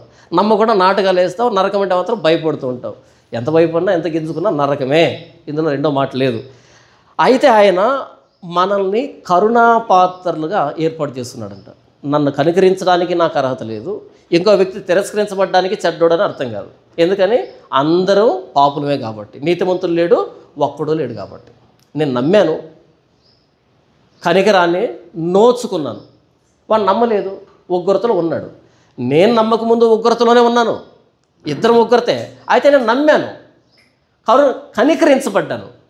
వాడు నమ్మలే, ఉగ్రతలోనే ఉన్నాడు. మార్పు ఏమీ లేదు, కొత్తగా వీడు నాశనమైంది ఏమీ లేదు, దేవుడి చేత అన్యాయానికి లోబడింది ఏమీ లేదు, ముందుగానే ఉగ్రత. చూడండి, ఎఫెసీయులకు రాసిన పత్రిక 2వ అధ్యాయం 1వ వచనం నుంచి నేను చదివినిపిస్తాను. చూడండి, ఎఫెసీయులకు రాసిన పత్రిక 2వ అధ్యాయం 1వ వచనం నుంచి, మీ అపరాధముల చేతులు పాపముల చేతులు మీరు చచ్చిన వారై ఉండగా. మీరు అంటే అందరే కదా, అందరం పాపులమే, అందరం దోషం అపరాధం చేసిన వాళ్ళు. మీ అపరాధముల చేతులు పాపముల చేతులు మీరు చచ్చిన వారై ఉండగా ఆయన మిమ్మల్ని క్రీస్తుతో కూడా బ్రతికించను. క్రీస్తు నమ్ముకుంటే బ్రతికించబడ్డారు. నమ్మని వాళ్ళంతా అదే స్థితిలో ఉన్నారు, కొత్తగా మార్పు ఏమీ లేదు. మీరు వాటిని చేయొచ్చు, వేటిని చేయొచ్చు? అపరాధాలని, పాపాలని మీరు వాటిని చేయొచ్చు. వాయుమండల సంబంధమైన అధిపతిని, అనగా అవిధేయులైన వారిని ఇప్పుడు ప్రేరేపించు శక్తికి అధిపతిని అనుసరించి ఈ ప్రపంచ ధర్మం చొప్పున మునుపు నడుచుకుంటారు. వారితో కలిసి మనం అందరమును శరీరం యొక్కయు మనసు యొక్కయు కోరికలను నెరవేర్చుకొనచ్చు. మనం శరీరాశలను అనుసరించి మునుపు ప్రవర్తించుచు కడమ వారి వలనే స్వభావ సిద్ధముగా దైవోగ్రతకు పాత్రులమై ఉంటిమి. స్వభావ సిద్ధముగా. స్వభావం ఎప్పుడు వచ్చింది మనకి? స్వభావం ఎప్పుడు పుట్టింది? స్వభావం ముందు పుట్టి తర్వాత మనం పుట్టామా, లేకపోతే మనం పుట్టిన తర్వాత స్వభావం పుట్టిందా? స్వభావాన్ని మనం వేరు చేయొచ్చా? స్వభావాన్ని మనం వేరు చేయము. రెండు కలిసి ఉంటాయి. అదేంటో ఇదేంటో రెండు అర్థం కావు, రెండు ఒకటే. స్వభావ సిద్ధముగా దైవోగ్రతకు పాత్రులమై ఉంటిమి. By nature we are children of earth అని ఉంటుంది. బై నేచర్ మనం ఉగ్రత పాత్రులమే. ఉగ్రత పాత్రుల మీద ఉగ్రత కనపరిచాడు అనుకో, అన్నేం చేశాడా? ఉగ్రత పాత్రలకి కరుణ ప్రకటించి నమ్మండ్రా అంటే నమ్మకపోవడానికి కారణం ఏంటి? పోనీ యేసుప్రభువులో ఏమైనా పాపం ఉందా? నా యందు పాపం ఉన్నది మీలో ఎవడైనా స్థాపించగలడా అన్నాడు. నేను సత్యం చెప్పుచున్నాడలా మీరు ఎందుకు నన్ను నమ్మరు అన్నాడు. రెండు ప్రశ్నలు. పాపమైనా చూపించు, లేకపోతే ఆయన నిజం చెప్తుంటే ఆయన కాళ్ళైనా పట్టుకో. మూడు ఆప్షన్ లేదు. మాకు ఇష్టం లేదు, మేము నమ్మము, మా దేశం కాదు, మా ప్రాంతం కాదు. ఒరే స్వామి, దేవుడు ఒక్కడే ఉంటాడు, మొత్తం యూనివర్స్కి దేవుడు ఒక్కడే. మీ దేశం కాకపోతే అసలు ఏం మాట్లాడుతున్నావు? ఎంతకి ఈయన మన దేశం దేవుడు కాదంట. దేశానికి ఒక దేవుడు, రాష్ట్రానికి ఒక దేవుడు, మండలానికి ఒక దేవుడు, జిల్లాకు ఒక దేవుడు, ఇంటికి ఒక దేవుడు, మనిషికి ఒక దేవుడు ఉండడం. అలా ఉంటాడా? ఏమన్నా జెమ్సా? అప్పట్లో జెమ్స్ యాడ్ వచ్చేది. జెమ్స్ చూడండి, అన్ని కలర్స్ ఉంటాయి అందులో. ఎప్పుడైనా యాడ్ చూసారా? జెమ్స్ ఒకటి ఉంటుంది చూసారా? జెమ్స్ మ్యూజియం ఒకటి ఉంటుంది, ఇలా బొమ్మ ఒకటి వేలాడుతూ ఉంటుంది. ఒక లోపలికి వెళ్తాడు, సరిగ్గా ముక్కు మీద yellow colour, red colour, orange colour అన్నీ ఇలా ఉంటాయి, డిజైన్ ఉంటుందంట. సరిగ్గా ముక్కు మీద ఒక బ్లూ కలర్తో ఉంటుంది. దానికి వెళ్ళి అలా గిల్లుతాడు అనమాట. మొత్తం అన్ని కింద కోలుతాయి. కూలిన తర్వాత కింద క్యాప్షన్ వస్తుంది, మా దగ్గర అన్ని రంగులు ఉన్నాయని హిందీలో ఏదో రాస్తాడు. అంటే మీరు ఎంత పెద్ద ప్రొఫెషన్లో ఉన్నా మీ ఫేవరెట్ కలర్ ఇక్కడ ఉంటుంది. వాడు బ్లూ ఇష్టం, బ్లూ వీకెండ్ మొత్తం రాలిపోయింది. ఇంకోటి తెల్లది, నల్లది. నేనేం చెప్తాను ఇంతకీ? దేశానికి ఒక దేవుడు, ప్రాంతానికి ఒక దేవుడు, నీ ఫేవరెట్ కలర్ దేవుడు ఉండడు. ఒకే దేవుడు ఉంటాడు. నమ్ముతావా లేదా? ఉంటుంది. యేసుప్రభు అంట మన దేశానికి సంబంధించినవాడు కాదంట. మరి ఏ దేశం అయింది ఇంతకీ? చెప్పు, ఏ దేశం అయింది ఇంతకీ? కనీసం 5 కూడా పాస్ అయినరు వీళ్ళు నాకు తెలిసి. ఏమి లాజిక్కో అర్థం కదా నాకు. ఒకవేళ ఆయన ఇండియా దేవుడు అనుకో, మరి మిగతా వాళ్ళ సంబంధం లేదా? సంబంధమే అంటే మరి మిగతా దేశంలో కూడా మనకు కూడా సంబంధమే కదా. అంటే బ్రెయిన్లెస్ ఆర్గ్యుమెంట్స్ అంటారు వీటిని. చూడండి 25వ వచనం. ఆ ప్రకారము నా ప్రజలు కాని వారికి నా ప్రజలనియు, ప్రియురాలు కాని దానికి ప్రియురాలనియు పేరు పెట్టుదును.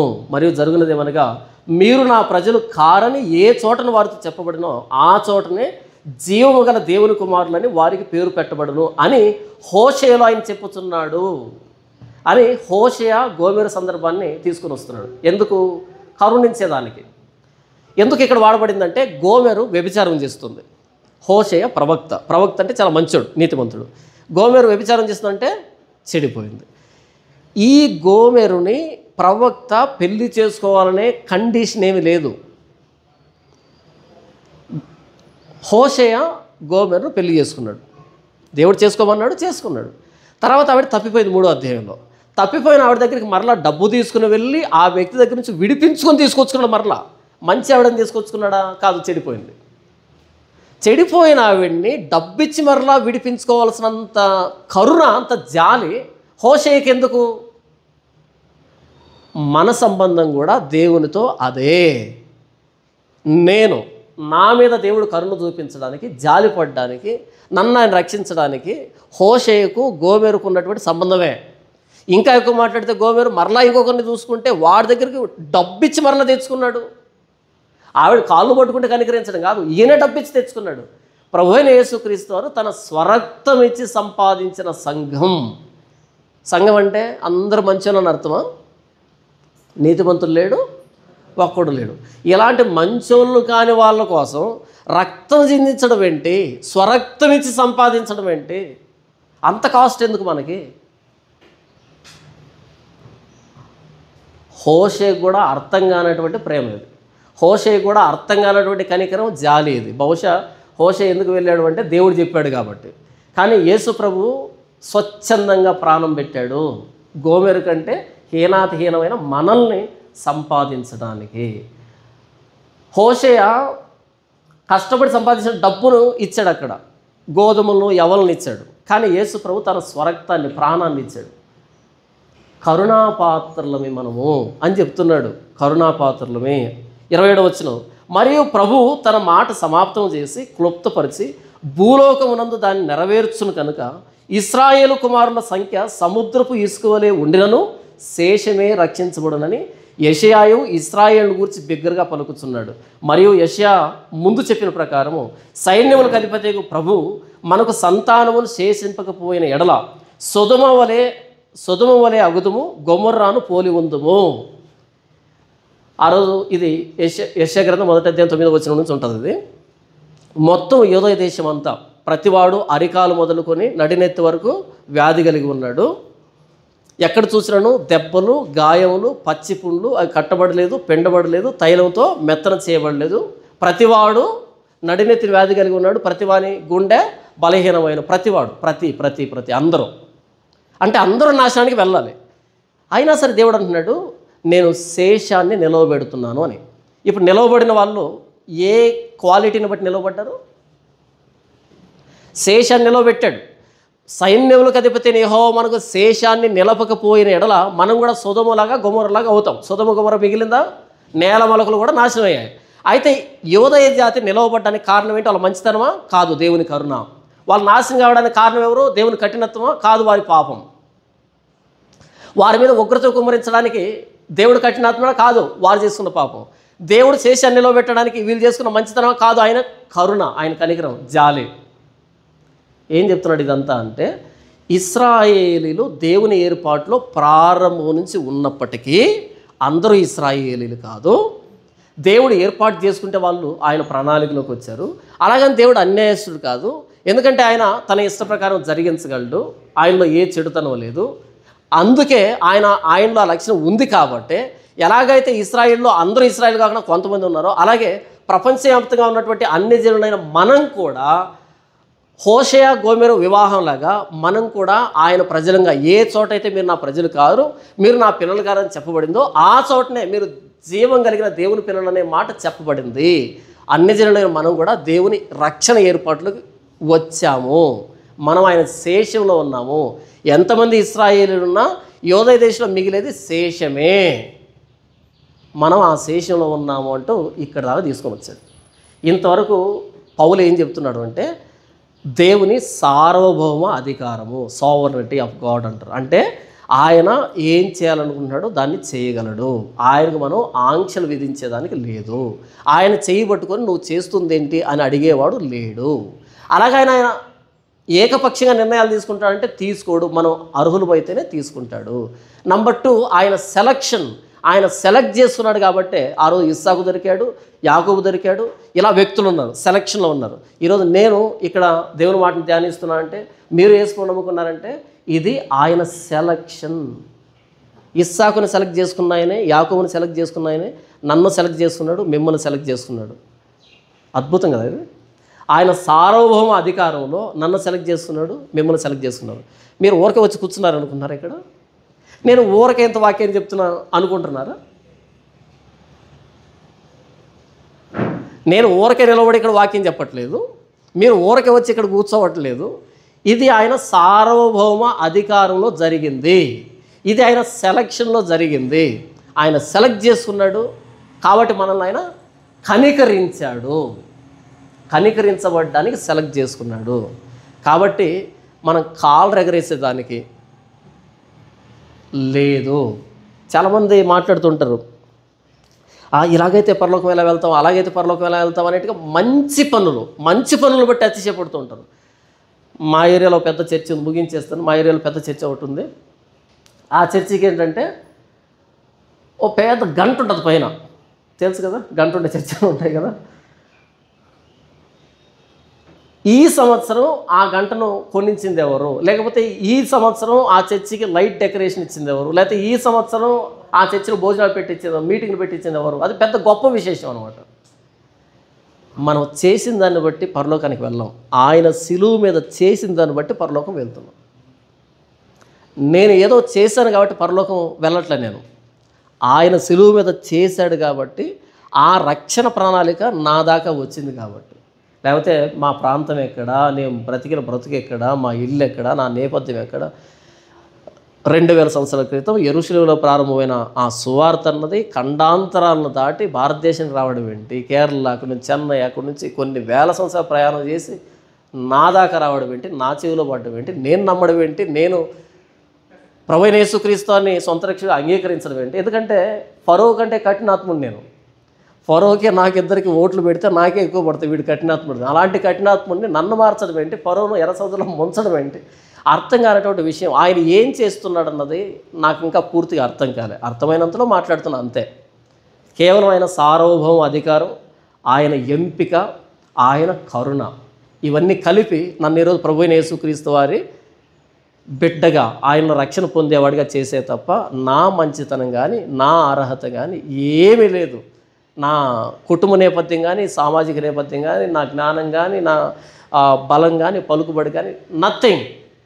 ఆయన నన్ను కరుణించాలనుకున్నాడు, కరుణించాడు. అతిశయపడేదానికి లేదు.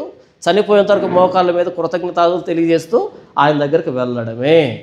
ఈ కరుణా సువార్తనే, ఈ సమాధానపరిచే సువార్తనే, ఈ ప్రభువైన యేసుక్రీస్తు సార్వభౌమ అధికారాన్ని, ఆయన ఎంపికని సువార్తను బట్టి సర్వ ప్రపంచానికి ప్రకటించాల్సినటువంటి బాధ్యత మన మీదనే ఉంది. ఇది మనం 10వ అధ్యాయంలో చూస్తాం. ఇంతవరకు మనం ఏం చేసాం? దేవుని సార్వభౌమ అధికారం, ఆయన ఎంపిక, ఆయన కరుణ, ఈ మూడింటిని ధ్యానించాం. ఈ మూడు ప్రభువైన యేసుక్రీస్తు సిలువలో నా యందు నెరవేరే కాబట్టి నేను ఈరోజు ప్రభువైన యేసుక్రీస్తు బిడ్డగా అతిశయిస్తున్నాను. ఈ 9వ అధ్యాయాన్ని ధ్యానిస్తే క్యాల్వినిజానికి మొగ్గు చూపుతాం. ఆగండి, వచ్చే నెల 10వ అధ్యాయం, వచ్చే నెల 11వ అధ్యాయం, 3 దాటిన తర్వాత కంప్లీట్ పిక్చర్ అనేది అర్థమవుతుంది. ఇంతవరకు జస్ట్ చెప్పాను క్యాల్వినిజం అన్నది ఒక దుర్బోధ, ఇక్కడ అవకాశం ఉంది కాబట్టి చెప్పాను. ఈ 9వ అధ్యాయం మనకి ఏం చెప్తుంది? హోషేయ గోమెరును పెళ్లి చేసుకోవడానికి గోమెరుకు ఏ అర్హత లేదు. హోషేయ గోమెరును మరలా కొనుక్కొని తెచ్చుకోవడానికి మరలా తప్పు చేసినా సరే ఏ అర్హత లేదు. గోమెరుకైనా ఒకవేళ అర్హత ఉందేమో, కానీ వాళ్ళిద్దరి మధ్య ఏమంటారు, భార్యాభర్తల సంబంధం ఉందనో, లేకపోతే దేవుడు చెప్పాడనో. కానీ నన్ను ప్రభువైన యేసుక్రీస్తు ప్రాణం పెట్టేందుకు ప్రేమించడానికి నాకు అస్సలు అర్హత లేదు. గోమెరు కూడా సిగ్గుపడేంత నీచమైనటువంటి పాపిని. అయితే ప్రభువైన యేసుక్రీస్తు రక్తం ఇచ్చి నన్ను కొన్నాడు. ఇది దేవుని ఎంపిక, దేవుని సార్వభౌమ అధికారం, దేవుని కరుణాపాత్రగా ఉన్న దేవుడు ఏర్పాటు చేస్తున్నాడు. అందుకు దేవుడికి స్తోత్రం. ఈ శుభవార్త మిగిలినటువంటి వ్యక్తులు కూడా ప్రకటించడానికి దేవుడు మనకి బాధ్యతనిచ్చాడు. దేవుడి వాక్యం దీవించునుగాక. ఆమేన్.